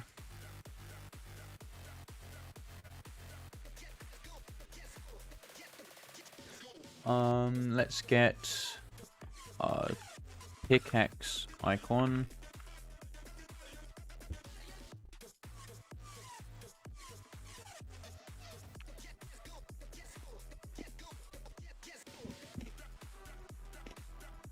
I'll try this one, but I want one without the outlines.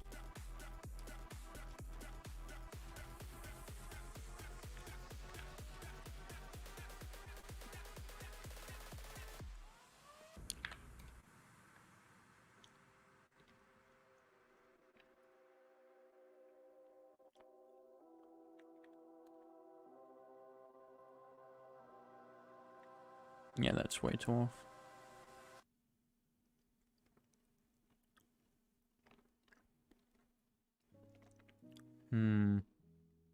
Can't pick us image. Oh, that's white.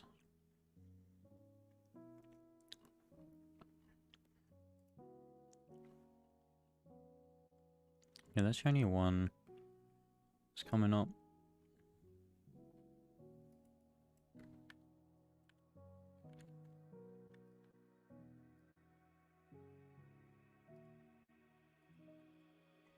Let's do that. Element white. Let's do armor.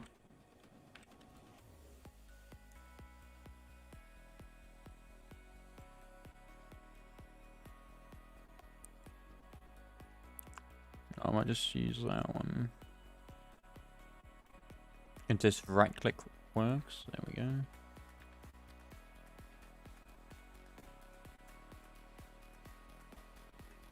Hello, you gonna update? There we go. Change it back to 0.8.8. Sword, tool, or weapons, tools, armor.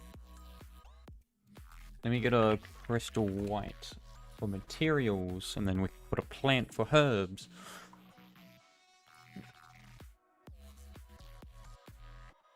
Oh, that would have been perfect if that didn't have the particles and shit around it.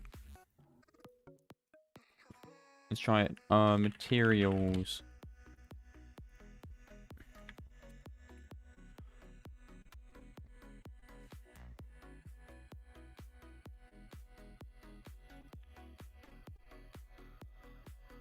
You're not updating? I guess just not copying it. There we go. Ah. That's super annoying.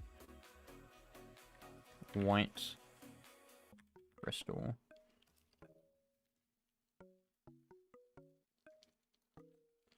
I've always got my own icons I can always grab.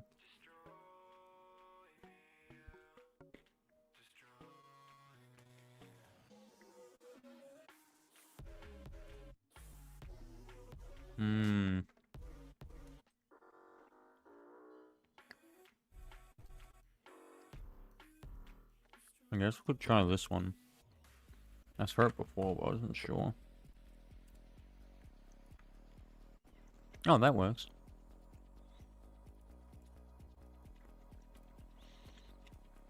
A little bit too big though.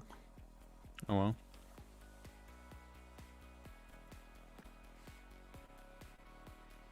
And then what was the last one? Weapons, tools, armor, materials, herbs. So I want to plant white.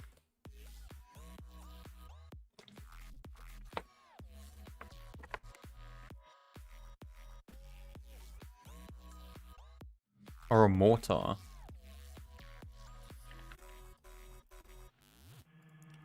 Actually, mortar is probably a good idea.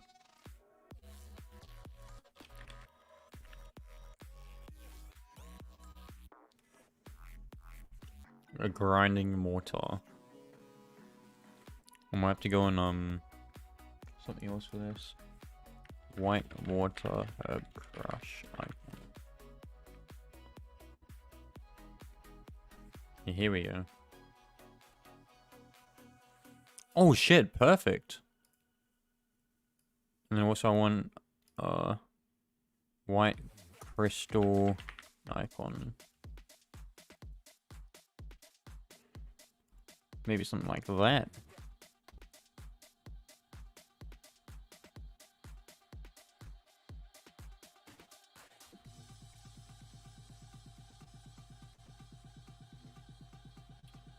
Ah, it's open source, bitch.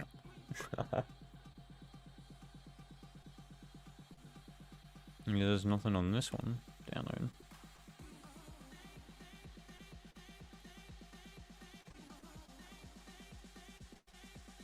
Crystal Icon 20, that's that one. Get download link.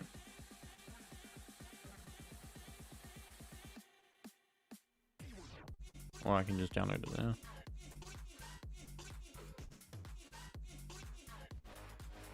Let me open this in paint.net. Same with this one.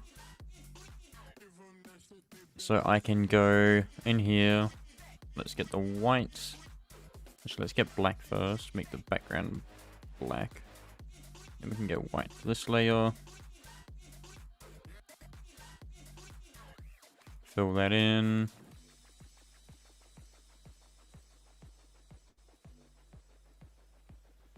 Wink.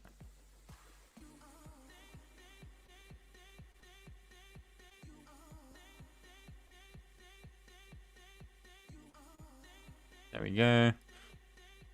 If I duplicate that and do outline.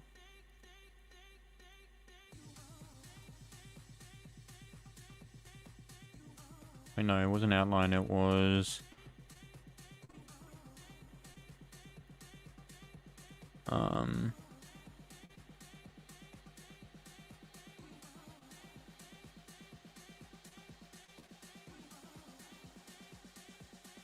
Oh, I could just select it, that's right.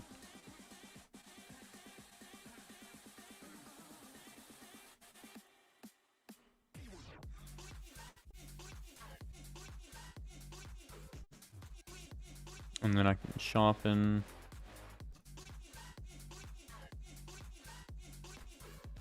I'll put that back. Yeah, it's pretty good.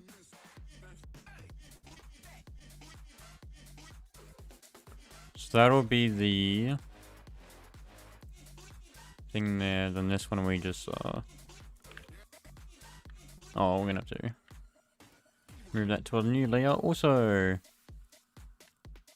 And then get rid of that, add a new one, make it black. Oh, deselect, make it black. Deselect, make it black. There we go. I can just get rid of that. PNG.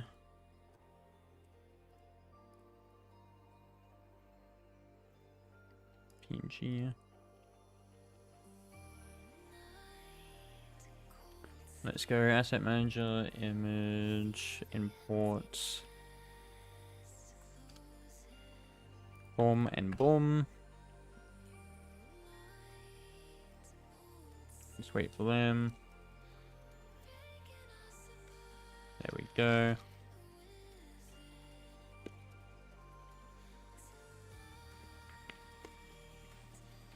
And crystals for materials. That one is for herbs.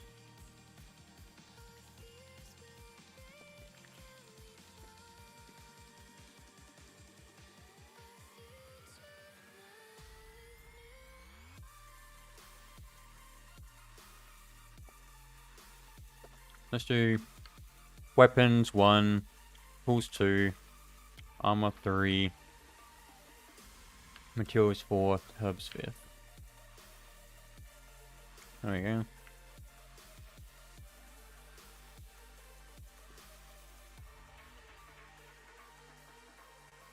Also, while we need it, we need a tooltip. No, we don't need a close.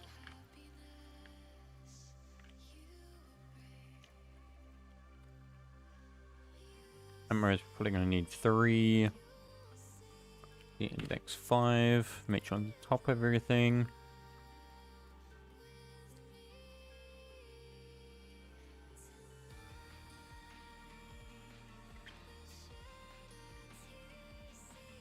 Hey, that's not letting me select it. That's weird. Alright, let's do item name, description.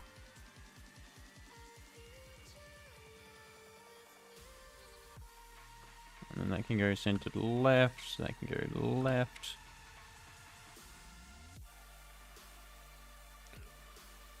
We can get the stroke from that, chuck it in here, get rid of that stroke.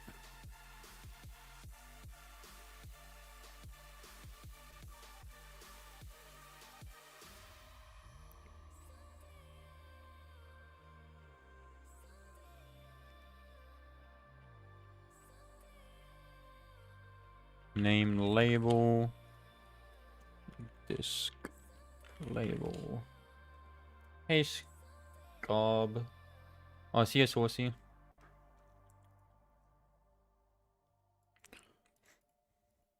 Oh, we got them too. Actually, I want that line in here. That look cool.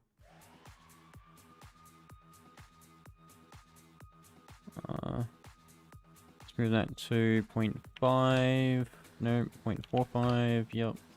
0.25. Chop that to 0.2. Nope. 0.4. Manners. Oh, there we go. Oh, that's too far. Let me skip this one.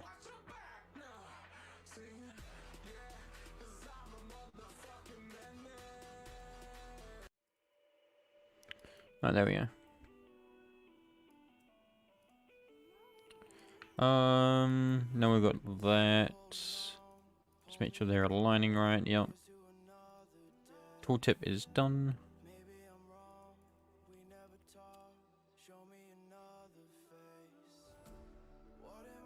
Now we can start on the script, finally. So right now I'm just gonna make in here, I'm just gonna do frame toggle and inventory. So for this one, I won't need that in here. Go to this update, get rid of that one.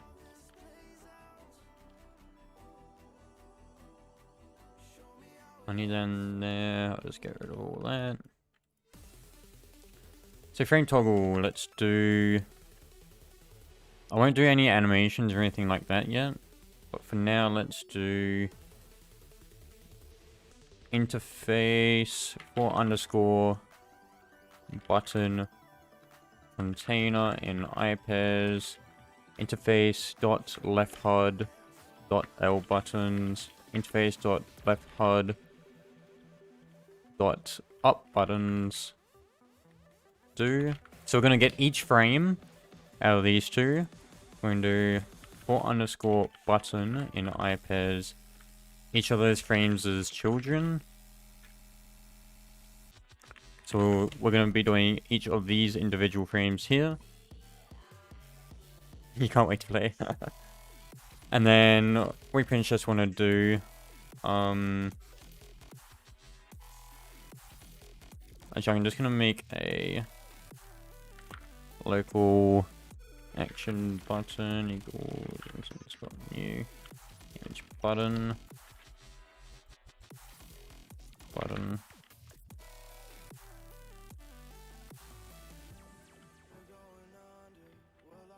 Transparency equals 1. So this is just going to be an invisible button that's over the top of it. And then when that's activated, we want to connect function. We need the frame we're trying to open, so local frame equals interface find first child button dot name. If not frame, then continue. Hey Xerox. And then we just do frame dot visible equals not frame dot visible. And I believe that should work. Yeah. Get children, each of those frames. So I actually want to convert this to a local function inside a utility here. So let me change that. Let's do GUI button function module action button.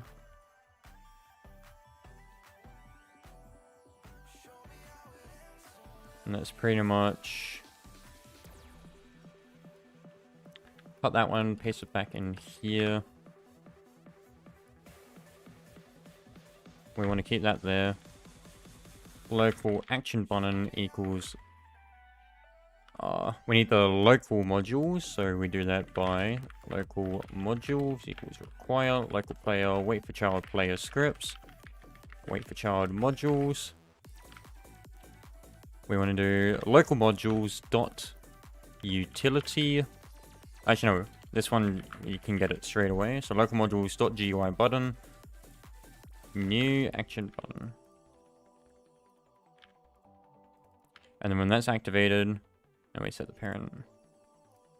Then here we just do local cloned action button equals action button clone, return the clone. And that's all we need to do there for the moment.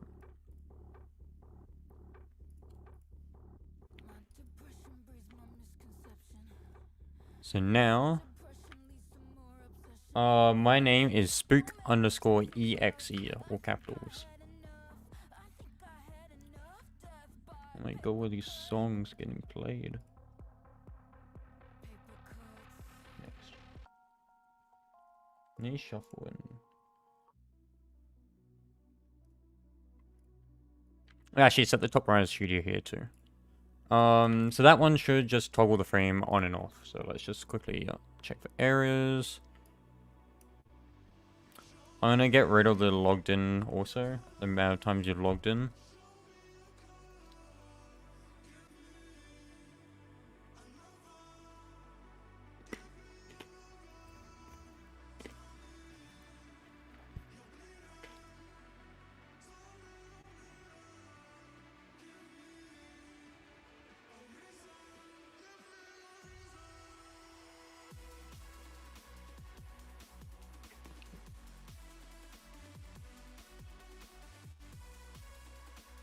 Give me a second, let me just check something.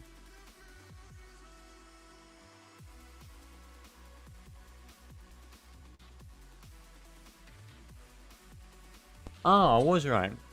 I was wondering if it thundered or not, and it did. Well, we have a look in here. It doesn't look like all of them have their buttons yet. Oh, wrong ones, but we'll have a look.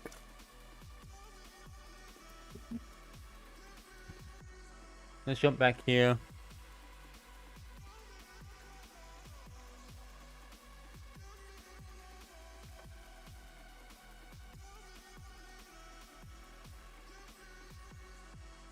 There we go. Oh, I think it froze.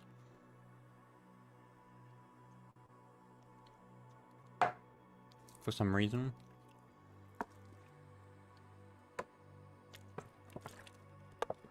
That was weird. But basically, if that gets any buttons, we will see that. This one here is nothing there yet.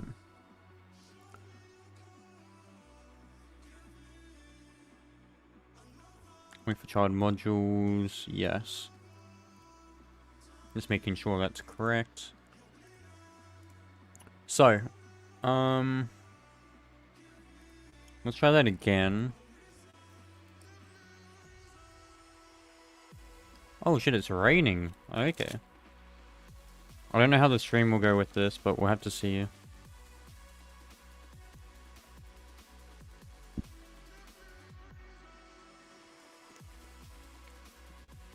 Yeah, it's pretty loud, I'm not gonna lie.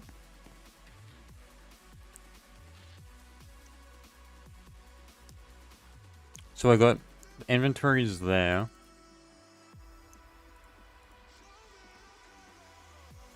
So the button's there.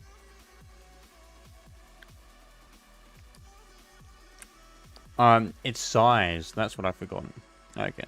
When you change the size of the button.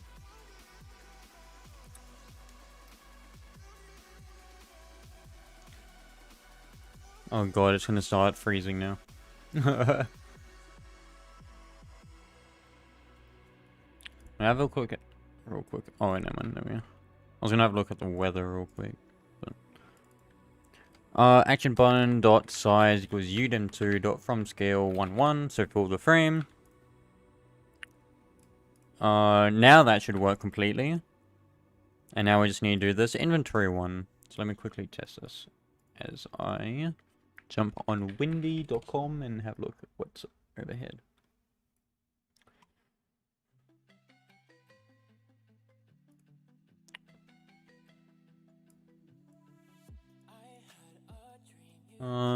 Yeah, that's off.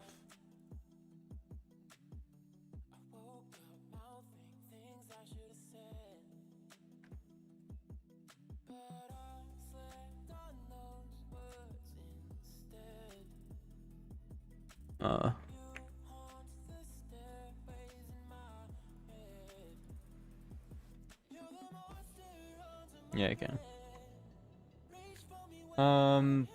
Possible shower storm. Yeah, no, that's right now.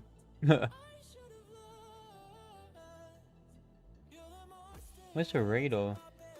Give me the radar.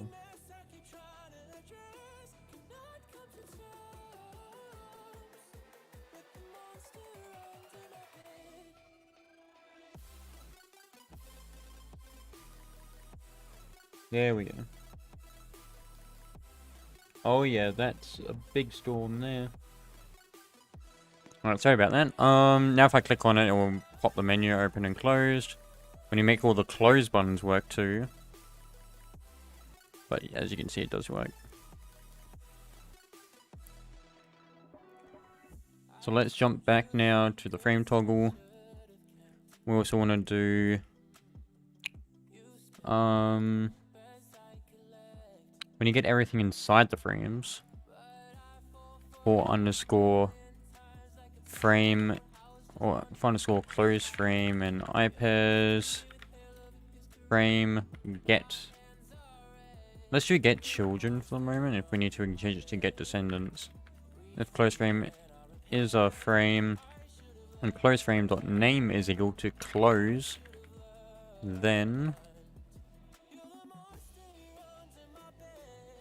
close frame dot button dot active aided. Or do they have all close? Okay, it's dot close dot activated connect function. Frame dot visible equals false. And I believe I can just break that. That might break everything.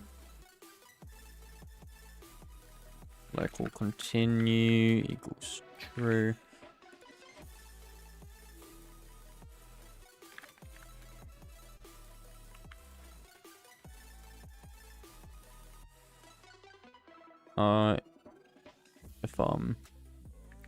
If has found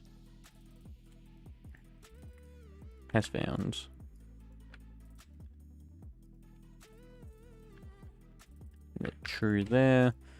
There we go. So if it has found, just skip everything. Otherwise, have a look there. I guess that's all I can really do for the moment. Alright. And actually, let's do function module setup button frame. So we've got the button frame, the frame, setup button frame, toggler. So we can actually move that in there. And then instead of doing has found, we can call break. Like that.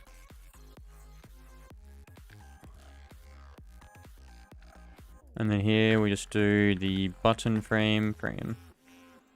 Like so. And that makes it a little bit cleaner. And then we can try that.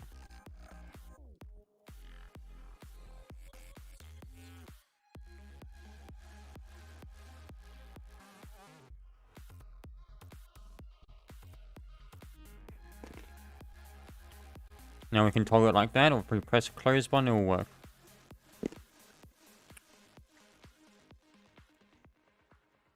I might change it back to black. I don't like the look of that.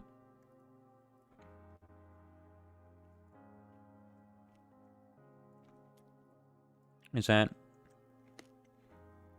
I need to change that back to...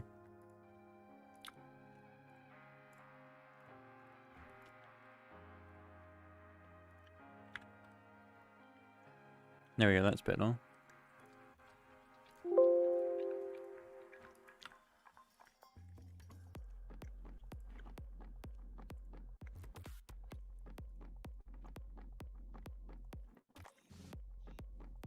Where is it? Stroke, black, and black.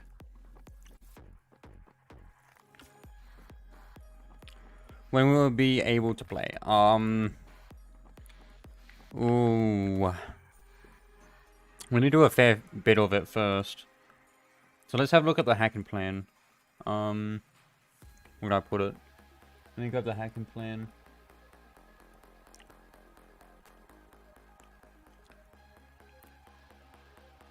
RPG series.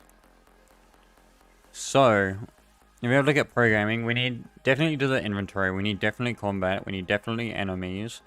We don't have to do the magic system yet.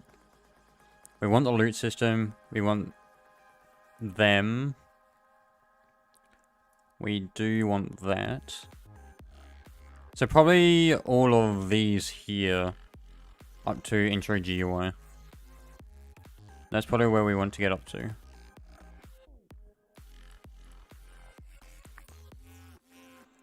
Above is required for...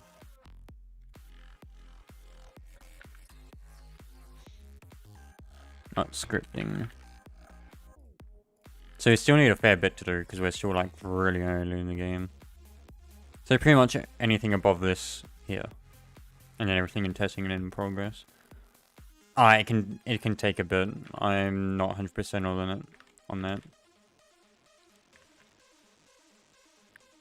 Intro GUI, we can do that easily. Quest is easy. Dialogue is easy. Loot system, that depends how we do it. Combat system actually may take its own stream, as well as enemies. We'll have to see. Actually, if I do inventory now, this stream, I can end the stream, and we can do these two the next stream. And then... Or unless we have enemies loot in their own stream, combat, and maybe like dialogue, quests, intro GUI.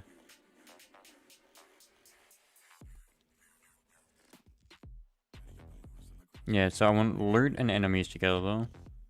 I could probably do all three of them in one stream. Why can I... Fine.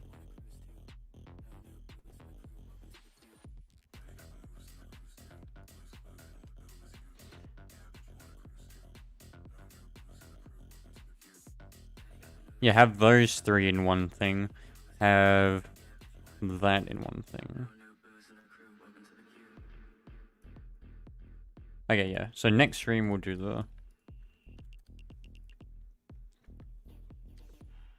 Alright, see you, Steamy. Hey, Rozu. You're back again. Yeah, so pretty much inventory GUI this stream, because that's actually quite a bit. Combat system, dialogue, quests. I might move combat to the bottom of that, so make it last. No, that has to be its own stream, though.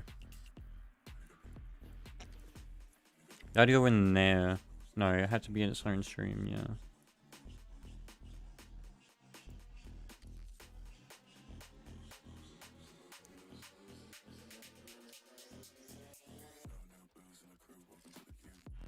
Okay, there we are.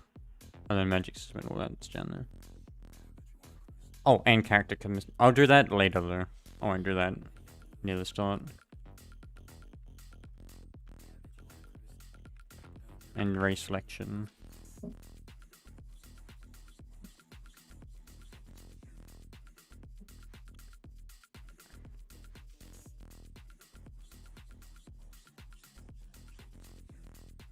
Oh god, I need to check all of these.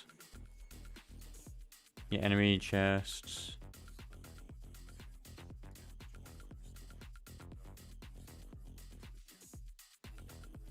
Yeah. Yeah, I don't want that one there. I just want a dot there.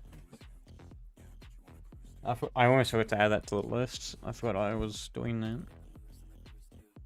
And I've also got to do the building, which is going to be fun. I'm going to use Archimedes for that.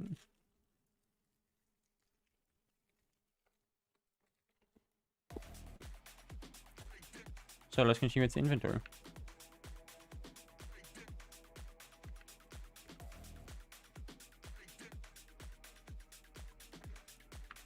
Actually, me do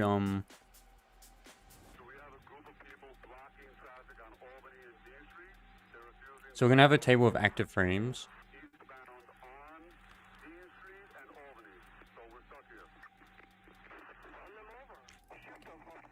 Yeah.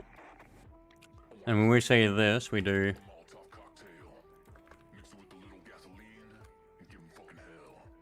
if frame is equal to frame. Oh.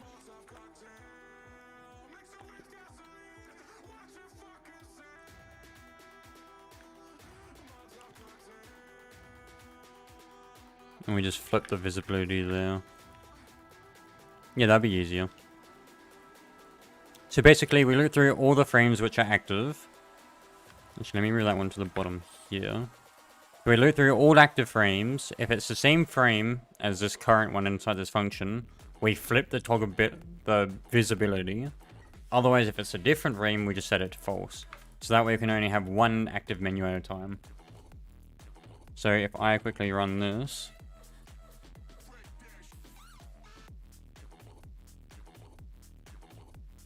Wait for it.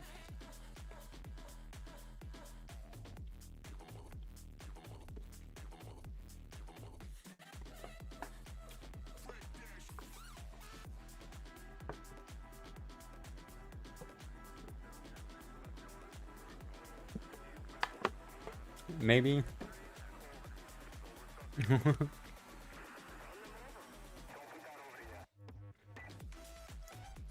Oh boy.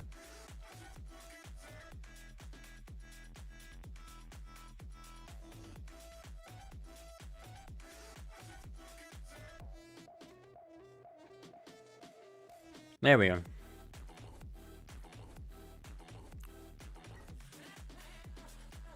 Let me go back.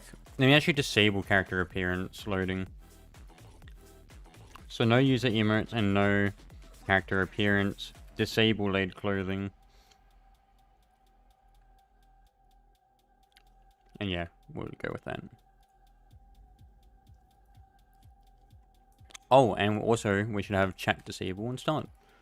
Oh, the menu disable and start, but we can do that. So now I can only have one of these menus open at a time. So if I open that, this opened and overrides it, so. And we can close that there.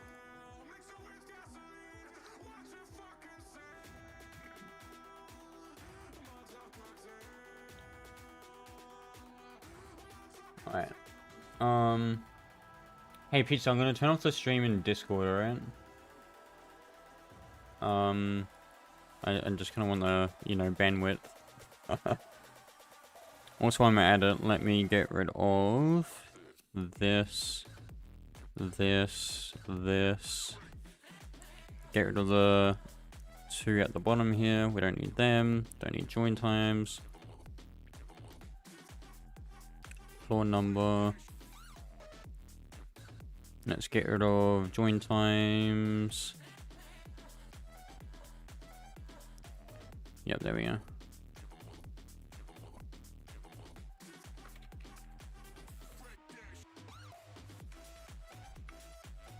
Also, don't forget that there.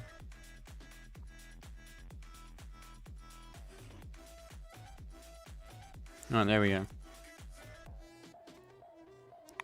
Now we can actually do the inventory scripts. So let me move this. So under inventory, there's a template inventory frame. I'm gonna move this to a separate folder inside the local player. I'm gonna call this assets. And then inside that folder, I'm going to have a UI folder, and we're going to put that inside there. And then inside this script, we're going to get that folder. So, oh, and also the local modules. Local player, wait for child, player scripts, wait for child modules. And we also want local assets. Local player, wait for child, player scripts, wait for child, assets, which is the folder. And I'm going to put that on top. And then we're going to have a couple things here. So how I do my inventory systems is we loop through the table and we add every inventory item there. But we have another table which keeps the unique identifier for that item. So what I mean by this is we have a UUID cache. We loop through the inventory. So let me actually get the local player data equals it replicated data get data player data. If not, actually we already then. If player data then. Actually, I'm gonna have a return here instead of that. There we go. So we're gonna get the player's data. We're gonna loop through for. So we don't need the index. We're gonna leave that out. Actually, no, I'll use the index. For index item data in iPairs. So iPairs because the inventory table is an array. It's not a dictionary. It's ordered numbers for indexes. Player data.inventory do. So that table is referring to the one in here. So we're looping through this table inside the player's data. And then we want to do table.insert UUID cache, the item data.UUID. And that's saying that we're going to put this unique identifier inside this table. So then we can loop through all the frames which are already created, and any unique identifiers missing, or any unique identifiers not found in this frame, so or in this table. So like we're going to do for_frame in iPairs interface.inventory.inventory get children do. If not, or if frame is a frame, so we don't want to delete any grid layouts or anything like that, and not table.find the UID cache frame.name, then frame destroy. So this is saying if there is no such item anymore inside the inventory, get rid of it. And that's going to destroy the frame. So that also means we need to set the frame name to the unique identified name. So local frame equals local assets .ui.template inventory clone. We're going to immediately set the name to the item data.uuid. So notice how we're setting the frame name here, and we're also adding it to the table. Frame.layout order equals index. Frame.parent. There is another problem which I will show you in a second. I'm going to set the parent there, and we're just going to do one more thing, which is... No, we're going to leave it at that for the moment. So, we're at this stage now, and we have two problems.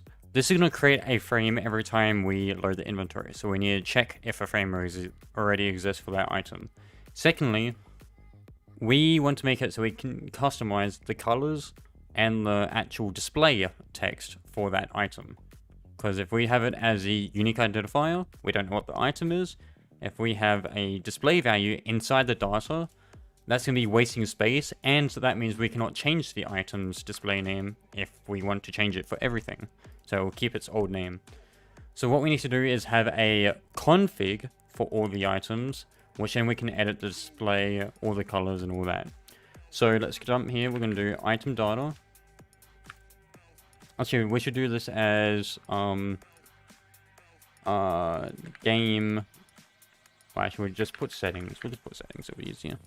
So local module. So we've got the module here. We'll do module.inventory. Actually, module.items. And each of these will have its own item. We'll have a ID here. And we can have like display. We can have like the title. And then text color. So that sort of thing. So then we can just loop through this table, and we're going to try find that label. If we find the label, we're going to set all the properties of that label. So that's one thing we can do there. This ID to identify what this config belongs to in terms of game items. And then we can also have like model icon. So this will be viewports or anything else like in terms of other scripts. And we can have icon for the icon if there's no viewport option. Actually, I might separate that, but we'll see what we get up to with that. That's generally how I do it. And if we jump back to here now, what we can also do is get this config, local item config, equals, we need this module now, so let's go. When is your game finished? Okay, so this game's going to take a bit. We've got a lot to do.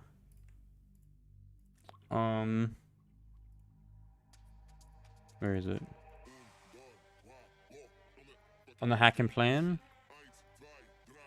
I said this before, but we pretty much need to do all the building and then most of the scripting. So building here, we need the bridge and spider den / maze and finish the map. Oh, except that boss area in the top right. And in terms of scripting, we need the inventory, dialogue, quests, intro, combat, enemies, loot system. We won't worry about the bottom ones here. We just need these top ones first. Then that's when I can make the game public to play, and people can play it. Oh, and attributes. We need to do attributes too. We'll put it in there. Attributes. And I probably won't do skills. Oh, I might do skills. We'll see. Skills. But yeah, we need to do all these top stuff first. So we need to get the item config, so we need to make sure it exists. So if we go inside here, let's make a function and call it get item config. And we want item ID. We're going to put return nil at the bottom here. So that means there's no item. We'll do for underscore item data in ipairs module.items do. If item data dot ID is equal to the past ID, then return item data. So it's either going to give us a table or it's going to give us nil. And we can use that to our advantage here. Let's get the local settings module equals replicated modules dot settings. Keep forgetting that. Settings module get item config item data dot ID. So there's two things so far inside this item data. We have an ID to identify what type of item it is, a unique identifier to make sure it's a standalone item, and that's by itself. We'll have a quantity value, so we know how many items there are. And inside the settings here, we'll also have a max quantity. So we know how many items can stack on this one, and that's it. And that's it for now. So we also can do our core system in a minute, but let's just do this first. So item config, if not item config, then warn no item config found for ID dot item data dot ID. So it's just going to warn us that there's no such item configuration found.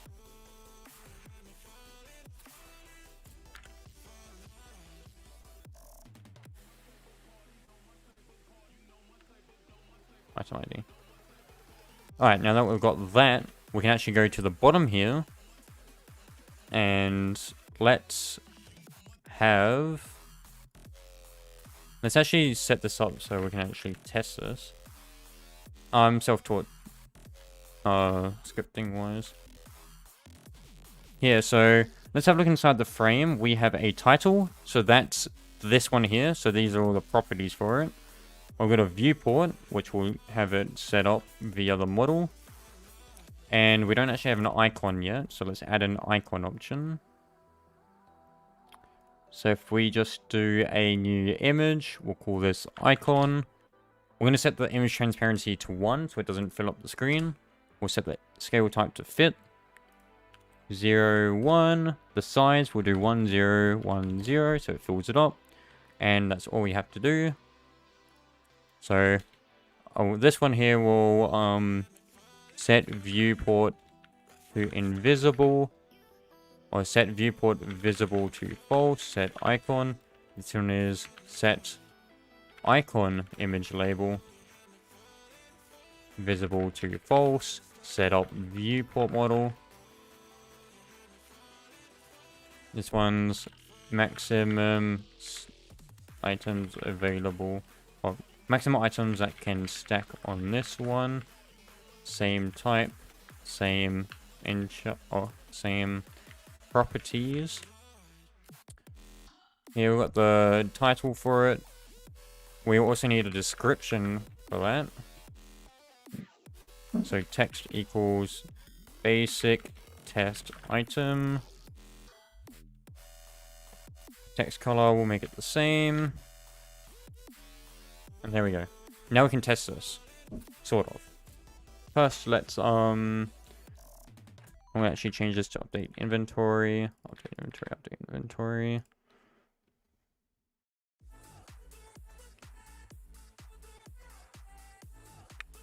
There we go. So now that's gonna work. It won't actually change the name here though, properly. So let's just do frame.title.text item.id. So that'll just tell us the ID for it. We need to do like quantity counting. We're going to do setting the labels according to these properties. We need to also do the viewport and icon. So we'll do that next. But for now, let's go to the server side and set up a way for us to actually get the items. So we're going to make a new module script. I'm going to call this, let's do like inventory service. And let's make that, you know, a normal module there. We want a function module init, other systems, local systems, container. Just container equals other systems. So here, what we want to do is have it so we can give the player items. So function module give item, or give player item from ID. Give item from ID, local player item ID quantity, and then quantity is quantity itself or 1. So if there is no quantity, we're going to set it to 1. And then we can do, actually let's do this beforehand. Local profile equals systems container dot data service get profile from player local player. We don't. So when we put true there, that means it's going to yield till the player's data is there. We don't want to do that. If not profile, then return. We'll do that instead. And then we'll do quantity plus equals 1. And then we shouldn't do this because we're going to have stacking. So we need to actually make another script so that it manages the stacking. But for now, we'll just make it so it gives you items without checking for stacking or anything like that. So we'll just do table.insert profile.data.inventory, a new table. In here, we want ID equals the item ID. We want quantity equals quantity. We want UID equals, this is where we need the HTTP service, where we can generate a unique identifier. Generate GUID false. So game unique identifier. And actually let's make this a separate function. Function module create item stack. We'll give it the ID, quantity. And then we can actually have this sorted, or give item stack. We'll pass in the inventory. Like that.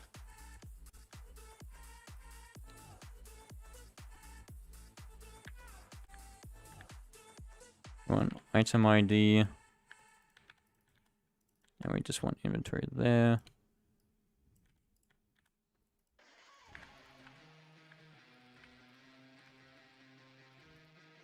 There we go.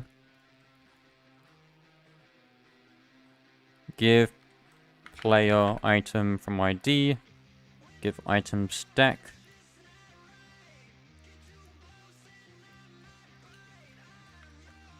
Give item to inventory. So we'll pass in that. We'll give it an amount. Blah. So the reason why I'm doing it is like this is so that if we want NPCs so we can loot their corpse, like, sorry, if we have enemies and we need to loot their corpse, we can run this function and we'll give it to the specific enemy. And we can have it so this is changed so that way it matches item stacking. So we have an item stack. It will stack everything according to the settings. So like how many can be stacked on one item. If there's more than enough, it'll make a new stack. That sort of thing. And it'll just create as many as necessary. But yeah, we'll just keep it like this for the moment. And then here, we actually made this function here. So that way we can put any sort of like debug, any logging that we want. We can put all that in there. And we can say print player is receiving the dot item ID dot with quantity dot quantity dot at dot os dot time boom. I think that's the right one. But yeah, sort of like that. And then you can send that to probably not Discord. I don't think they allow it, but any web service, whatever you've got. Actually, let's do local player dot name so that we can actually test this debug information here. Is that even correct? Let me check. Print os.time os.date. That's the one.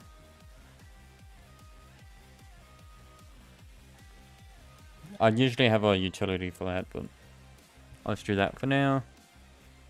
And there we go. And then what we can actually do is go data service. Inside our post profile load, we can give the player the item. So here we'll do, let's put it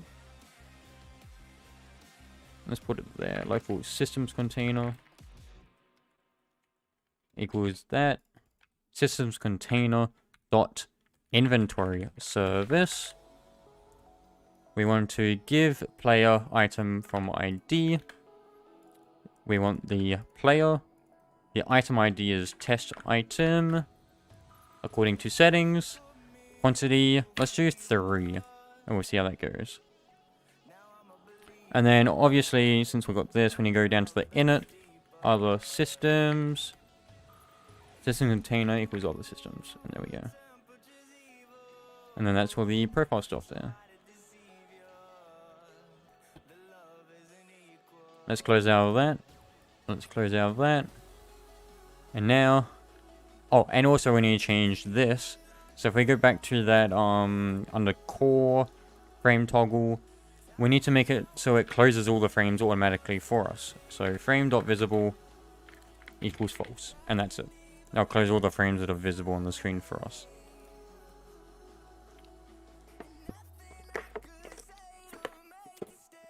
Right, we're got an error. Let's have a look.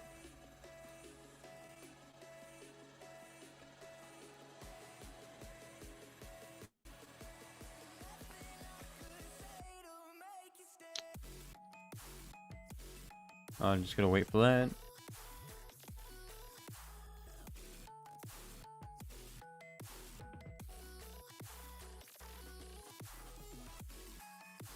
And let me just quickly chuck that link in.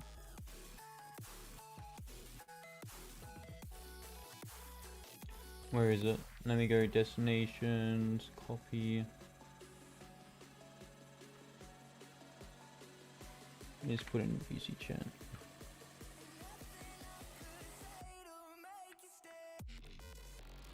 There we go. Oh wait, that's not the one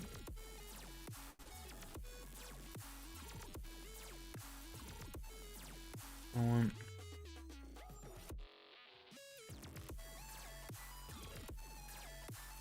There we go. Alright. Yeah, so let's have a look. Index nil with inventory. I tend to index nil with get player profile. That's what it's called. My bad. If we have a look actually at data service, we need to get player profile. So that's the one we want to run. So get player profile. If not, return. This one here, index nil with inventory. Line 33. Player data. Let's print player data and see what that is. Because that should be profile.data as player data.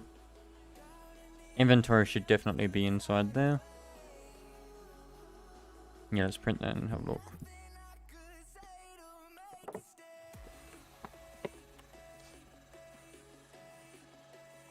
Alright.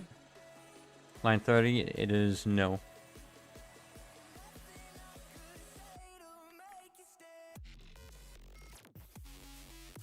Let's also close that because I won't need that.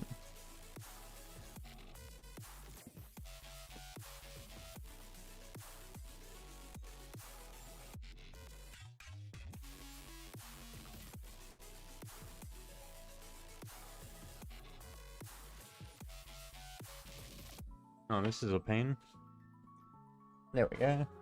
Play data inventory. Oh, my bad. Right here. We will say if not play data return. And now that should fix it.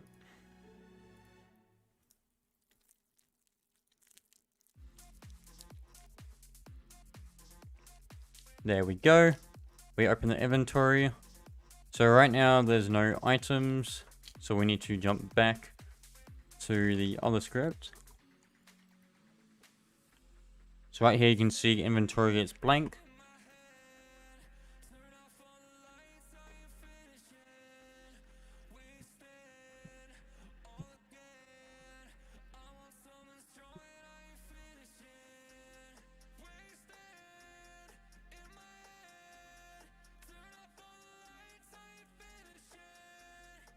There we go.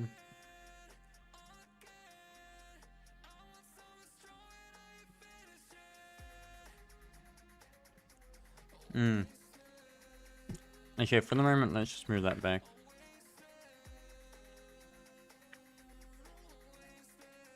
What I should actually do is,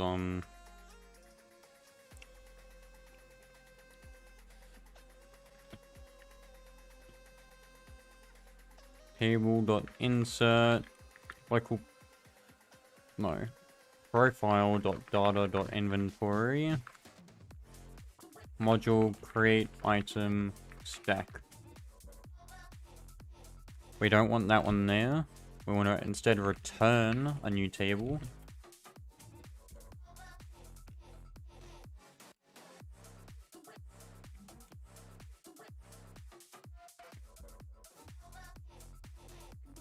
We want to do quantity equals quantity 1. So actually, if we have a look in the output, it should tell us that it was trying to give us. So it actually wasn't calling it. So let's just jump back to data service.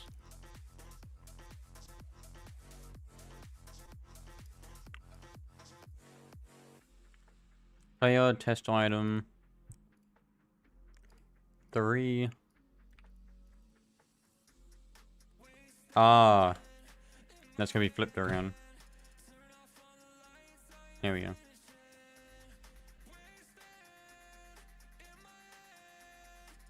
Now if we have a look. Wait for the data to load.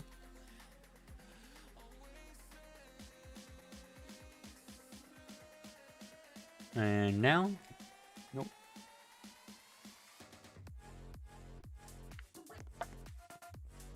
There we go. Now we actually have an item inside our inventory, which is the test item. And if we go to backpack, you can see that test item appears now. Now, obviously, we can't click on it or anything. We're going to set that up. But now we can actually go back and we can do a couple of other things that we might need to set up.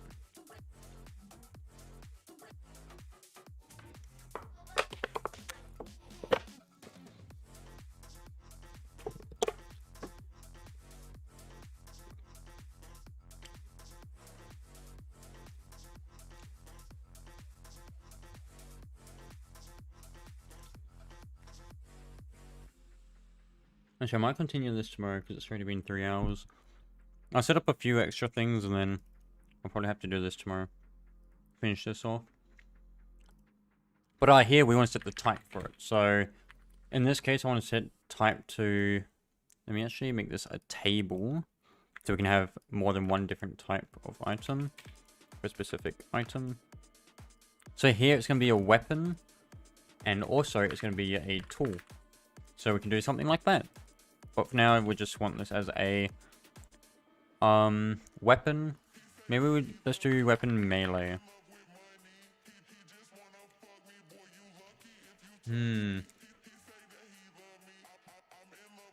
just get that. Maybe we could do that. Weapon melee. Or we have a table. Yeah, maybe like that. Then we can set up all the events and everything we need. Just type weapon with melee. Let's make this like a wooden sword.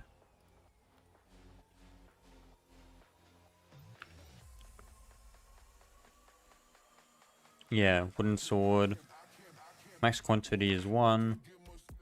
Now let's get a wood sword model. I won't set the viewport yet. Actually, no, yeah, we don't need a wood sword model. We see know that it's a wood sword, and we can just update the side menu when clicked. So let's do function module set selected function module update selected.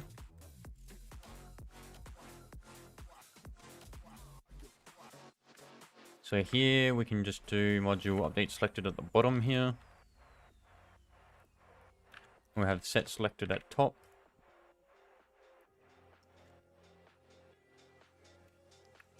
Here we do function module get selected. I won't need that. So update selected at the bottom of there, and also here we want to do action buttons. Let's get more action buttons, which is simply copying that one.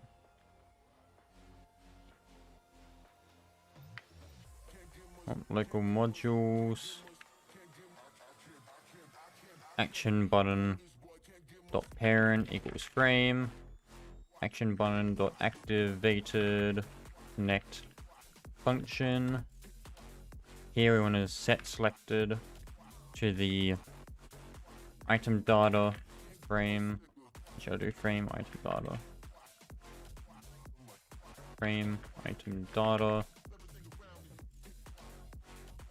And we have a couple variables up here, which is selected frame, selected data. Hey Libya. So here we want to do if selected frame, then else. Oh, if selected frame and selected frame is equal to the frame, or does not equal to the frame, sorry. Otherwise we'll set both of these to null again.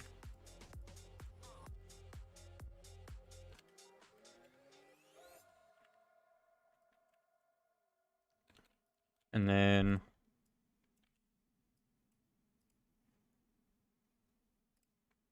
yeah, and then otherwise it will be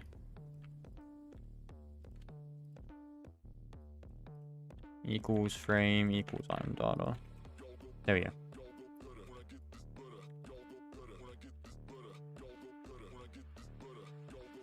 We can update selected there. And then we do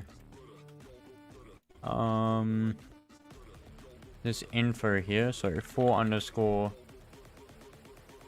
Let me actually make this visible again.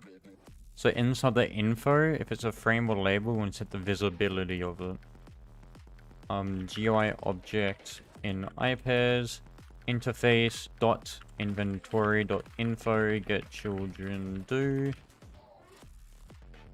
If GUI object is a frame or GUI object is a text label, then GUI object dot visible equals selected data does not equal to nil. And we can do if selected data, then, and then that way we can set up all the titles and all that here. Also, let's put rarity in here. Rarity equals common. Which I might make that a number. No, I'll just keep it common. And then since we've got a selected frame, we can do actually let me make some variables for the interface stuff. Because that's getting quite annoying. Local inventory frame equals interface wait for child inventory inventory frame dot info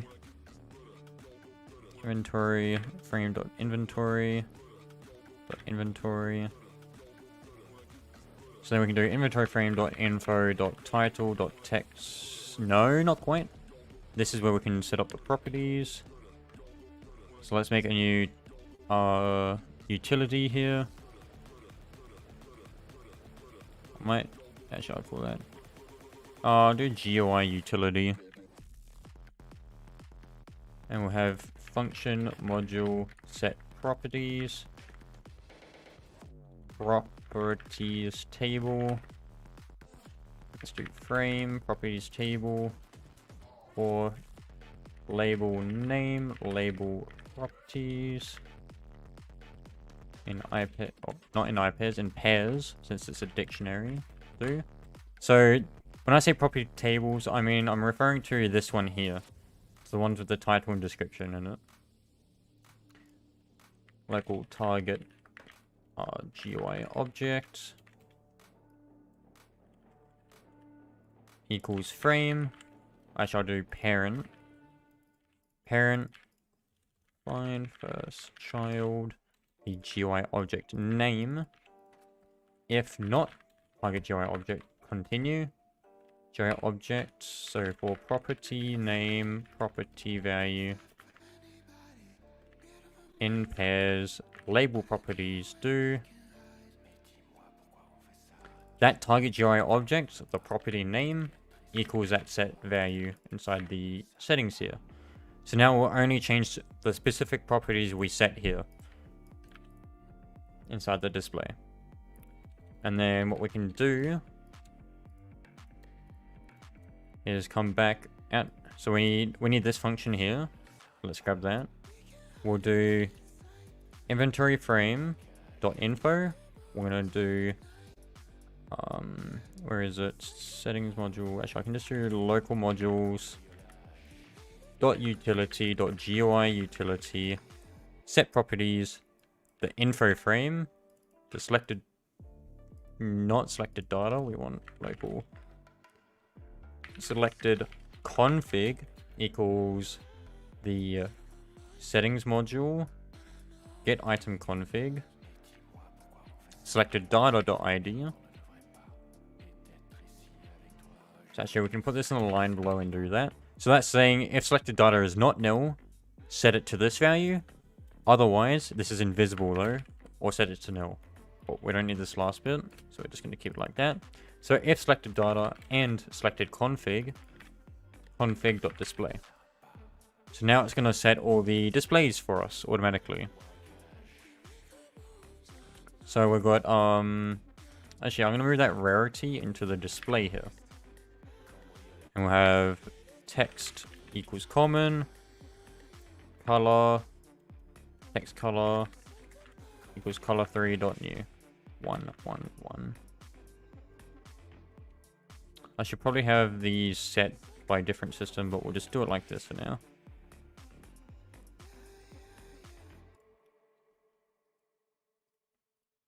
So now that we've got all those property settings, I just need to go back to my other scripts that I've got and make sure I change this GUI button to GUI utility. Now, I think I also screwed up again in here. Yep, so I wasn't meant to put utility there, I was supposed to put directly the module name. But now that we've got that, if we play this again,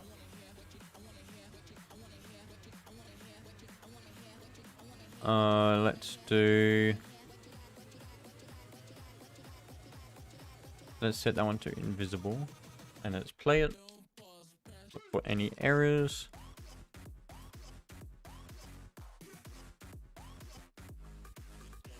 Wait for data.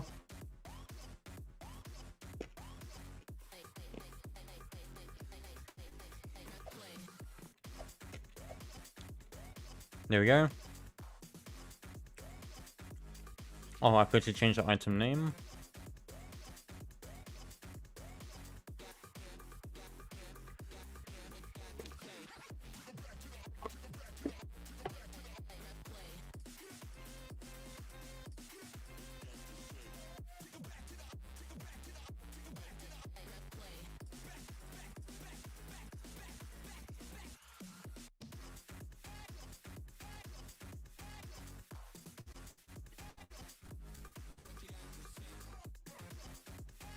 Just waiting for that. There we go. It's starting to get really long again. Let's go to the settings. Let's grab that ID and let's go inventory, data service. And we want to give ourselves a wooden sword rather than a test item.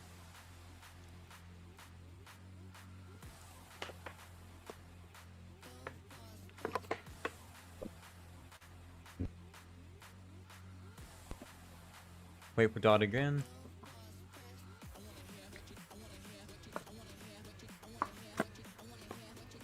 When it decides to work.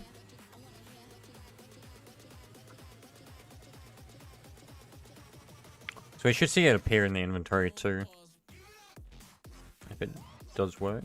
Yep, so now it's appeared in the inventory. You can see the label on the left is also invisible. And now we just need to make it so when we click on this, it will select it. Which I should have done before I played it, which I forgot to do.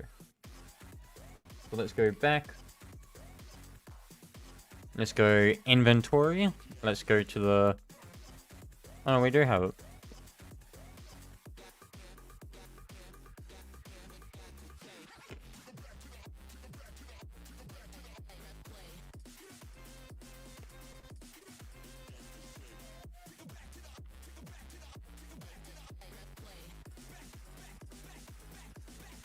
Let me just print them.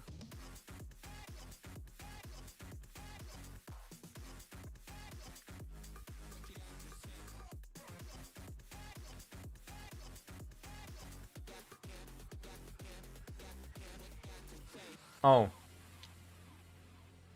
Yeah, so here we want to do if selected frame. If not frame or it's the same.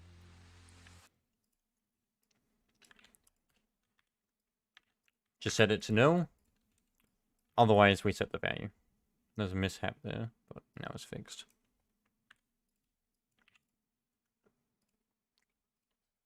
Now let's do that.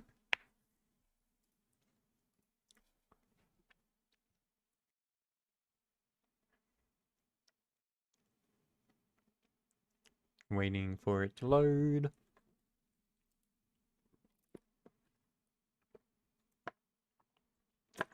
There we go. So you can actually see it in the thing here, the long UUID.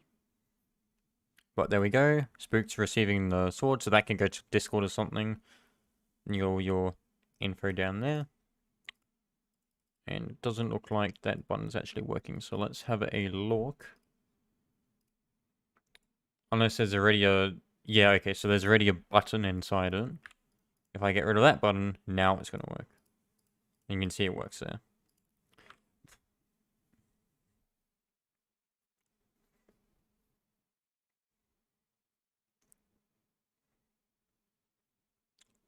Description. Oh, you already changed that, yeah.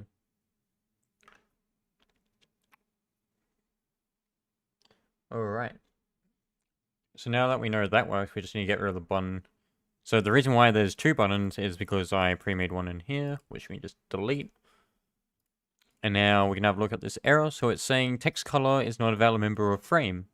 So if we have a look inside this info here, description, it's actually a text label.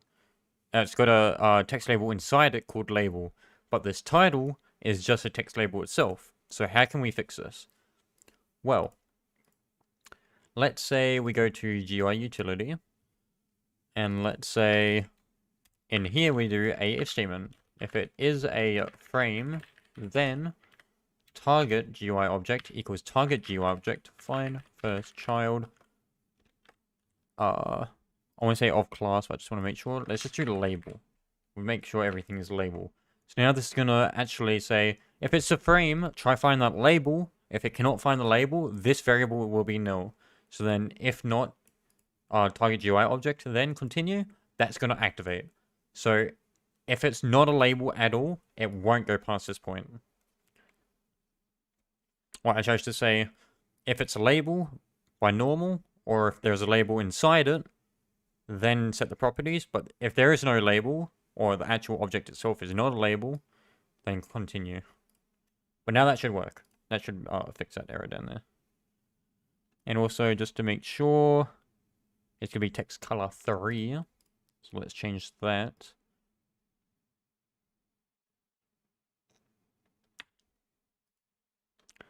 Actually, is that text color 3? Text color 3. Text color 3. Yep, there we go. And now that should work. So let's just get rid of the print. I won't need them anymore. We can close that, close that. GUI toggle we can close, inventory service we can close, and settings we can close. And let me publish this for all of you. Actually, I'll just save it to file for the moment.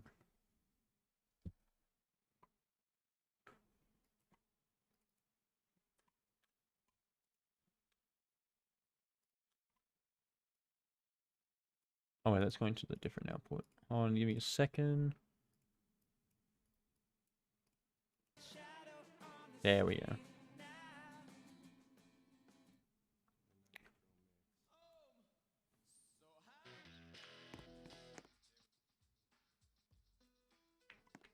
Now, if we have a look at backpack, we click on it, it works. We've got the item name. Oh, sorry, I believe that's actually... Is that the... No, okay, yeah, so that's the title. That's the rarity. And that's your description. So we can change the color and any properties about those specific labels. Right now, they're just all white, same font, everything like that. And we can toggle it like that. We need to change how this equip button works, but we'll do that once we set up, like, you know, combat... Well, not combat system, but the inventory service, where we can toggle items. And we need to set up the sorting up here. So when we click on a button, it will target that specific type only. And it will hide everything else. And then there's inventory 0 out of 50. We need to actually create a variable for that. So let's just jump to settings here. We'll do module.max inventory items. Actually, I'm not fond of having that. Let's just have it so it says inventory counter. Or inventory count. Yeah. And then inside core inventory, we can do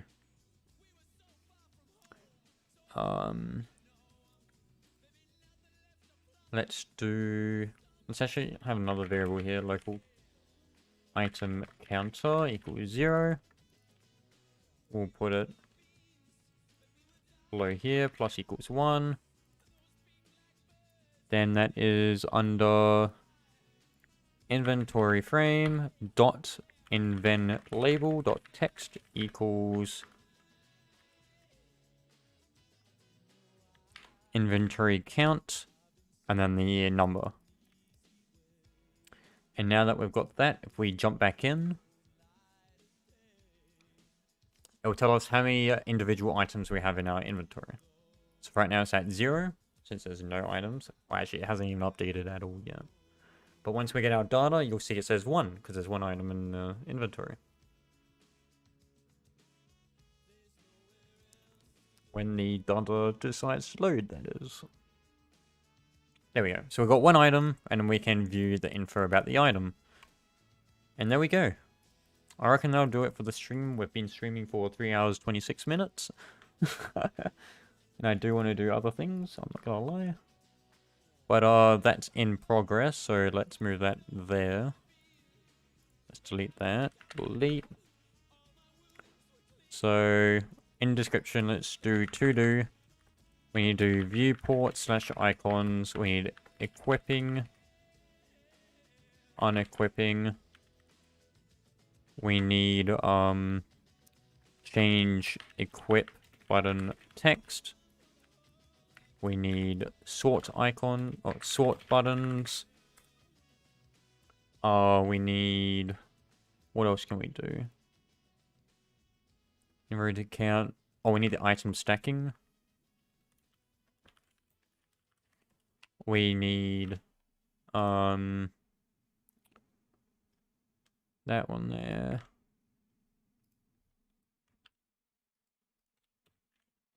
Debug info. So that way we can actually see that's requesting to unequip, equip, rather than actually implementing it straight up. So we've got that. We've got item stacking that's going to be important. Actually, should I have item stacking? Yeah, I think I should have item stacking. Because we're going through each. Yeah, it would be best if we have... Maybe we don't have the max quantity. Because in this case, they won't be able to be enchanted or anything. So we don't actually need item stacking.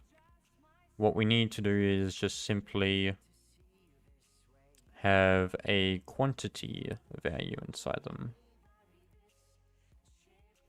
Which is quantity, yeah. Quantity or 1.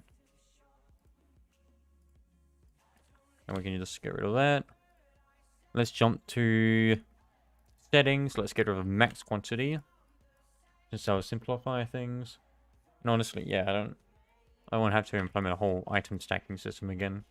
That was horrible. But yeah. Did I say anything before that I missed? I know I've got the item types. That's with the button.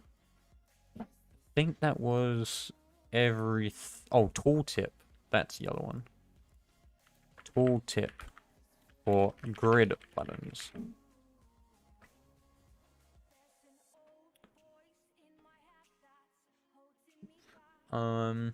Oh, grid buttons. Maybe I should have a... Oh, we need a hotbar too now. Because we need potions and skills on that hotbar. Yeah, okay, we're gonna have to do a hotbar too now. Hotbars are really easy though. Hotbar. To do viewports, icons. Support skills. Consumables. And tool equipping. Equip, unequip. No, so mounts, it'll be selecting one mount. Or we can have a menu for it. But there we go. For this hotbar, we can... I'm gonna honestly just delete that label there. And I'm just gonna delete that module there. Because we have the object table system, this is gonna put in workspace for us. So if we do want to see it, we just open workspace and everything will be there for us. And I can actually just print the data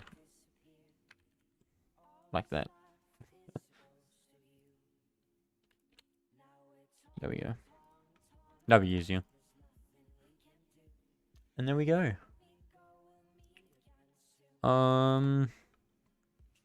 Let's quickly add the hotbar. So the hotbar is always visible, so we don't actually want to add it to the other system there. Hotbar is always 0.5. Let's set the anchor point. So the anchor point we want actually at the bottom of the hotbar in the middle. So we want that anchor point, the little square there at the bottom in the middle, because then it will scale towards and out from that point. So I'll show you that. So I line it. Let me put an aspect ratio, put 4 in that, scale. Actually, let me... Yeah, about 7, that looks alright. Let's get rid of that. Let's scale it down. Let's get a... Actually, I know an easy way of doing this.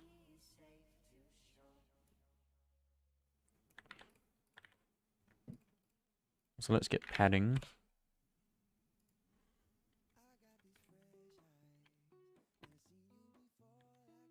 Padding top and bottom.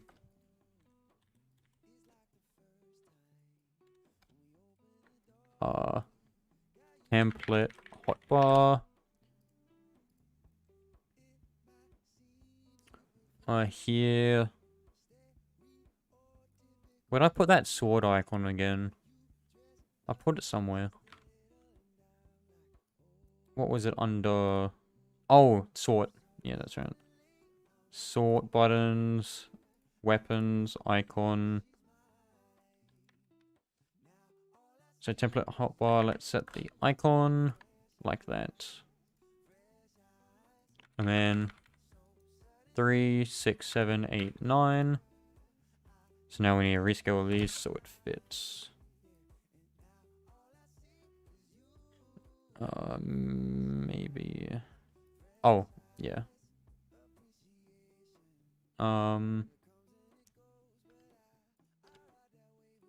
Oh, is that needing the height reduced? Oh, no. How do I rescale that again? It wasn't there, it was...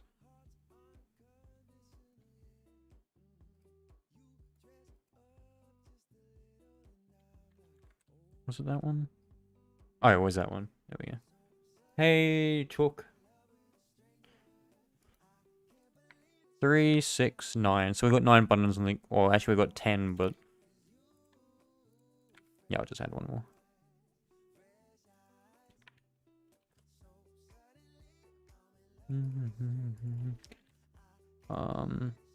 Is it gonna fit it? 3, 6, 9, 10. Maybe I should have it. Yeah, I might actually have it, so... It does a sort of same thing as this one. Where...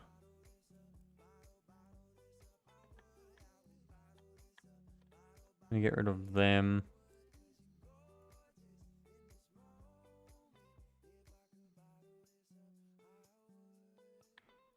So we have 1, 0, 1, 0. Let me just align these to zeros.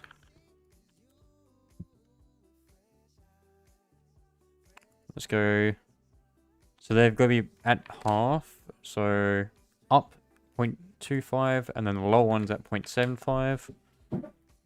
Then we want to shift this one by, I think it's like 1.5, no, 0.2. Yep. And that'll scale like that. Actually, we might have to go negative 0.1. 0.075. 0.05.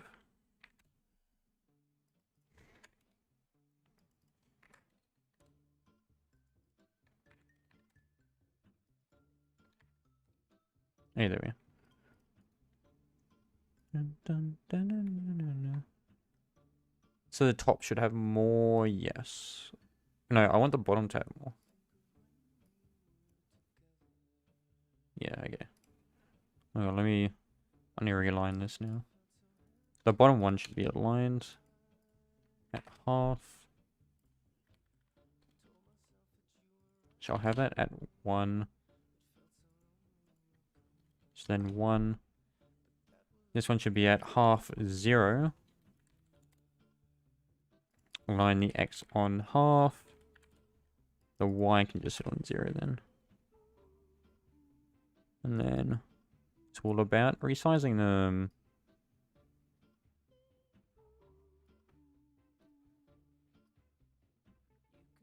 There we go. Just about there. There we go. And then we just have to increase it like that. 5.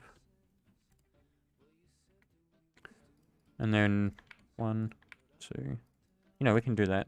2, 4, 6, 8, 10, 11. No, we have to do 9 then. 9. Like that.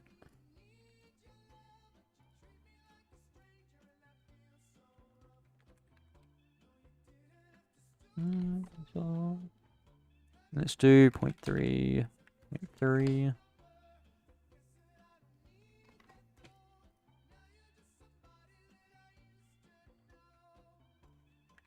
0.5, 0.5. Let's do... Actually, no, we don't need 0.5 on the X.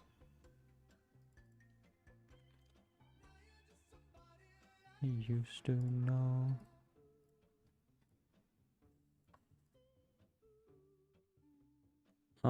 Where can I put this? There? No, that looks weird. I should probably make it a rounded thing here. Yeah, rounded. With the label inside. Size. Let's just reset it all. So it should fill up the UI. The frame should be the same as its parent frame.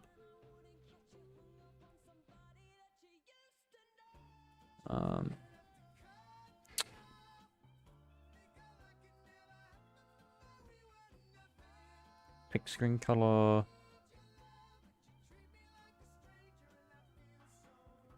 No.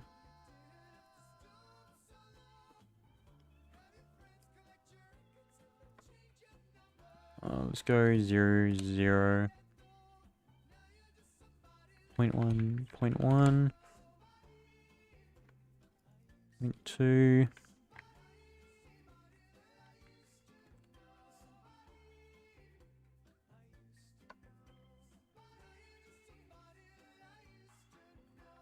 And then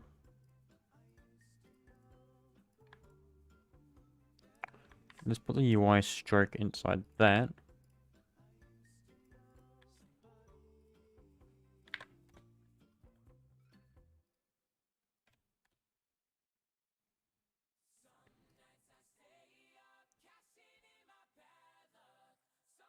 Screen color, let's pick that one.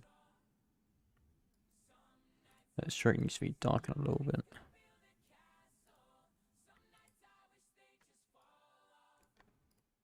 Maybe we have that on all of them.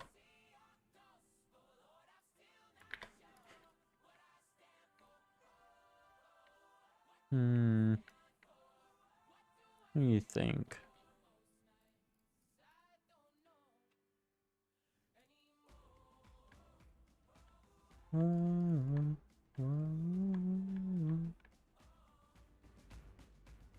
Yeah, I don't know where I want to put these.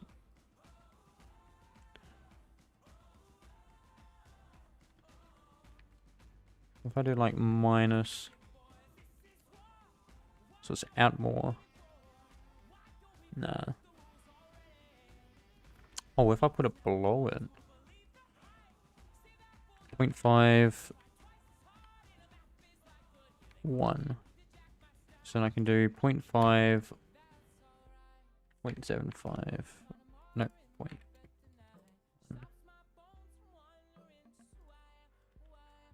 0.5. Like that.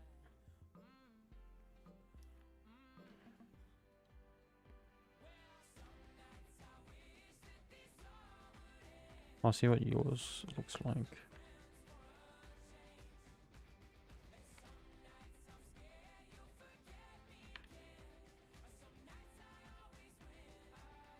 Yeah.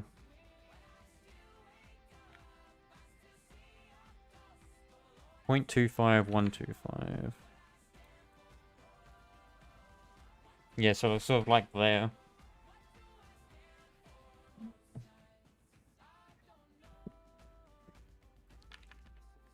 So that kind of works too.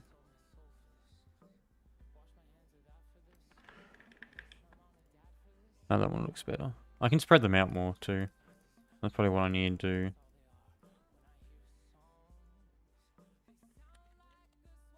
Oh, shit, that's a little bit too much.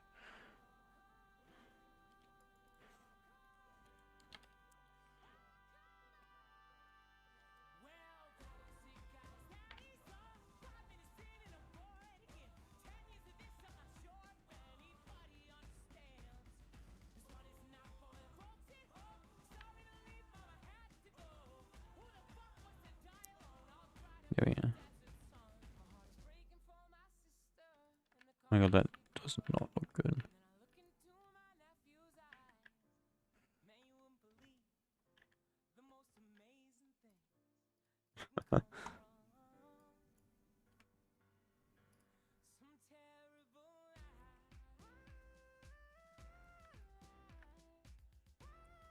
No, I guess I'm just gonna have to stick with that.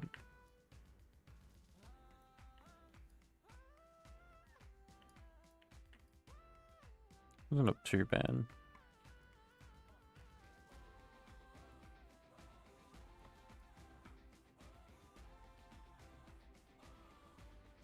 Oh, I'm gonna change this now.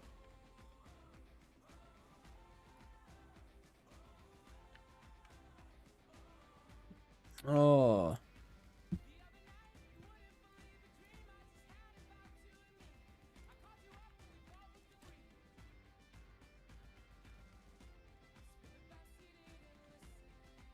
Wait, do these have no, they don't. I was gonna say.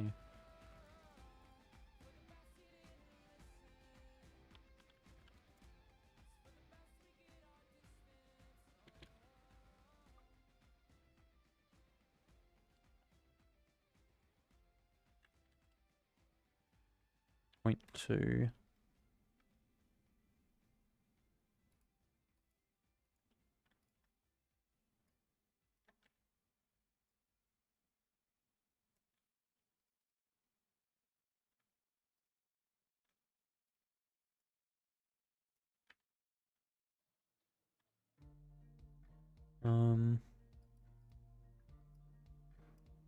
Got there.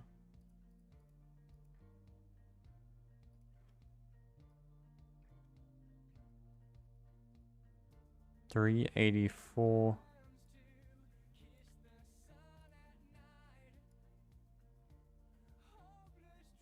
I'll just do that one on.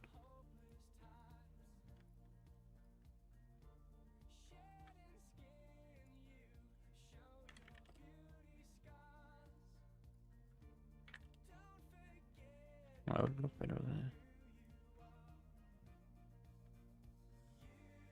Yeah, there we go.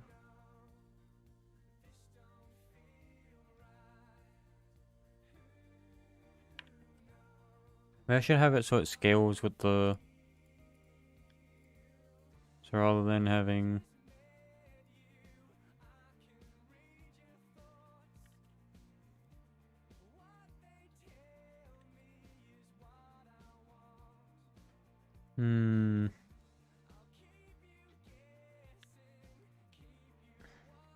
Yeah, I don't know. I'll just leave it like that and see how it looks. Yeah, see, that's pretty good. That's alright. It's good. Good.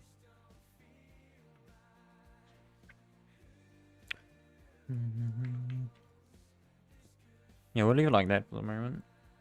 And I reckon I'll do it for the stream. Whoa, shit, we got a lot done, didn't we? Yeah, so tomorrow I'm probably gonna do the cave. And then finish the inventory system off. And then if there's still a heap... Actually, we can probably cross off some other things and then get back to the equipping and unequipping. Because we're going to have to get some assets now. But if I jump to here...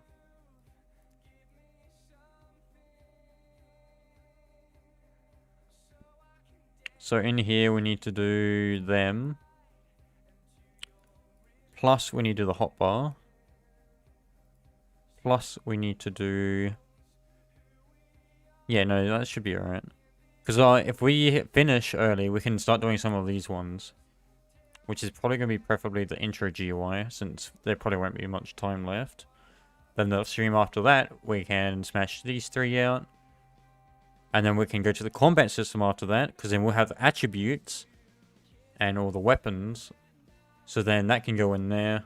And then when we got enemies, we can also look at the attributes of the player, so defense. And maybe agility, and we can have it so it has a missing chance. And then, you know, loot system, that also looks at attributes. Skills, looks at attributes. Magic, attributes. Mount, maybe attributes or skill. We'll see. But yeah. So, hopefully you've enjoyed the stream so far. We had quite a bit done. Let me make sure I have published it. So if you wanna, you know, have a look at the game yourself, it's in... Actually, did I put a link there? I don't think I did.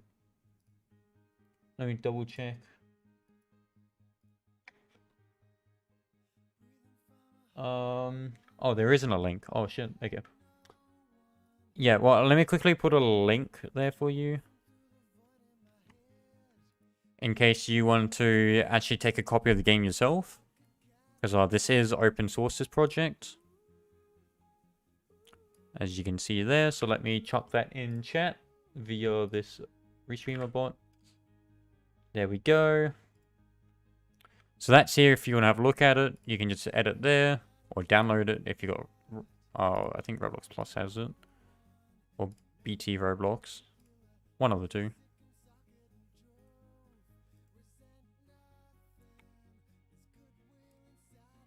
There we go. But yeah, you can actually try play it too if you want, but that's up to you. It's kind of...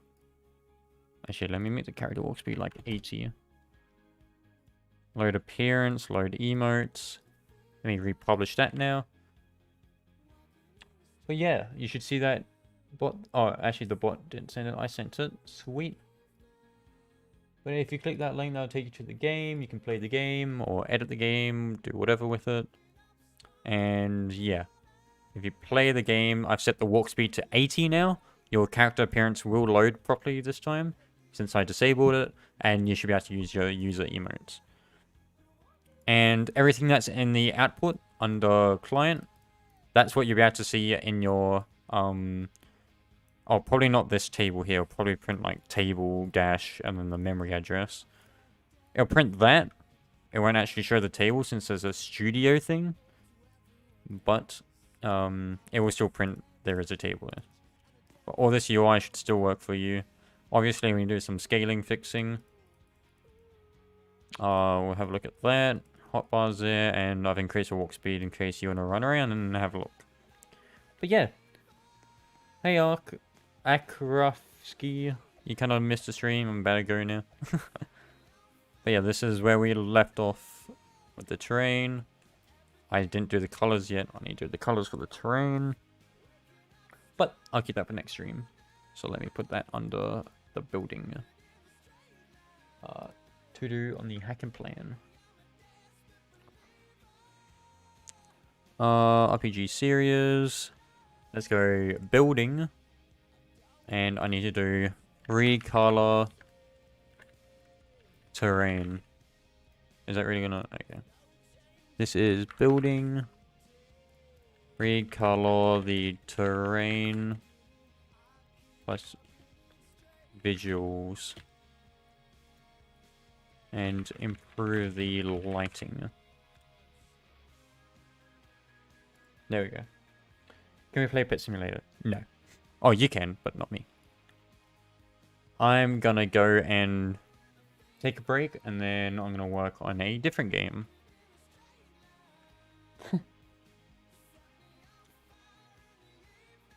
But yeah, hopefully you've enjoyed the stream. Need a collectible herb gathering system. True, I need to add that also to the HacknPlan. Let's do that.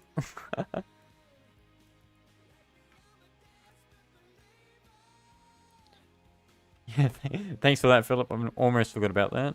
Task. Let's do a collectible system. So, pick up herb plants. Activate treasure chests. Interact. Actually, yeah, interact / collect system. Collectible system.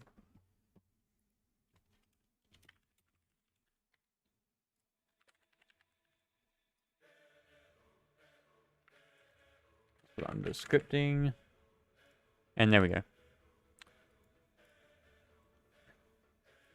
And then under ideas, I want to do fishing system.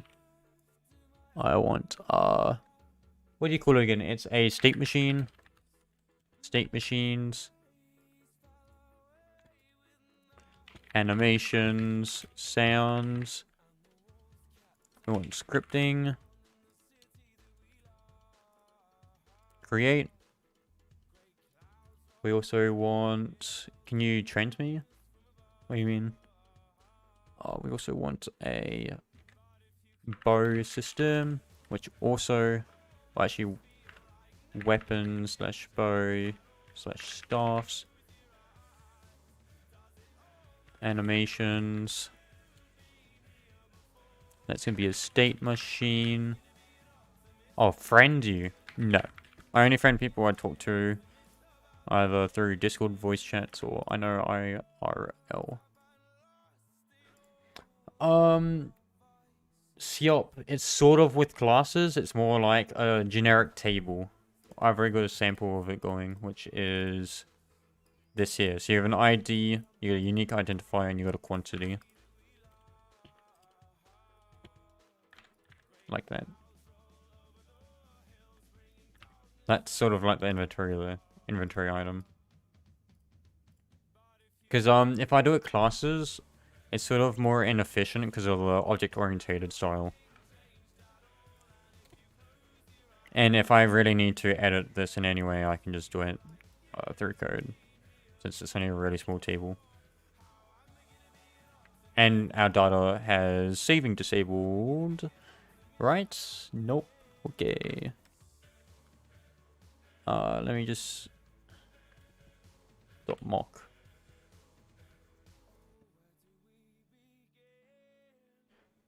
Let me just make it equals save data equals false. That's probably why it's taking forever. If not save data, then set them off. There we go. So the mock basically means it's like a mock data store. It's not the actual thing, and it won't save anything. And that's... Yeah, that's it now. Alright, I'm turning off the stream. Bye-bye.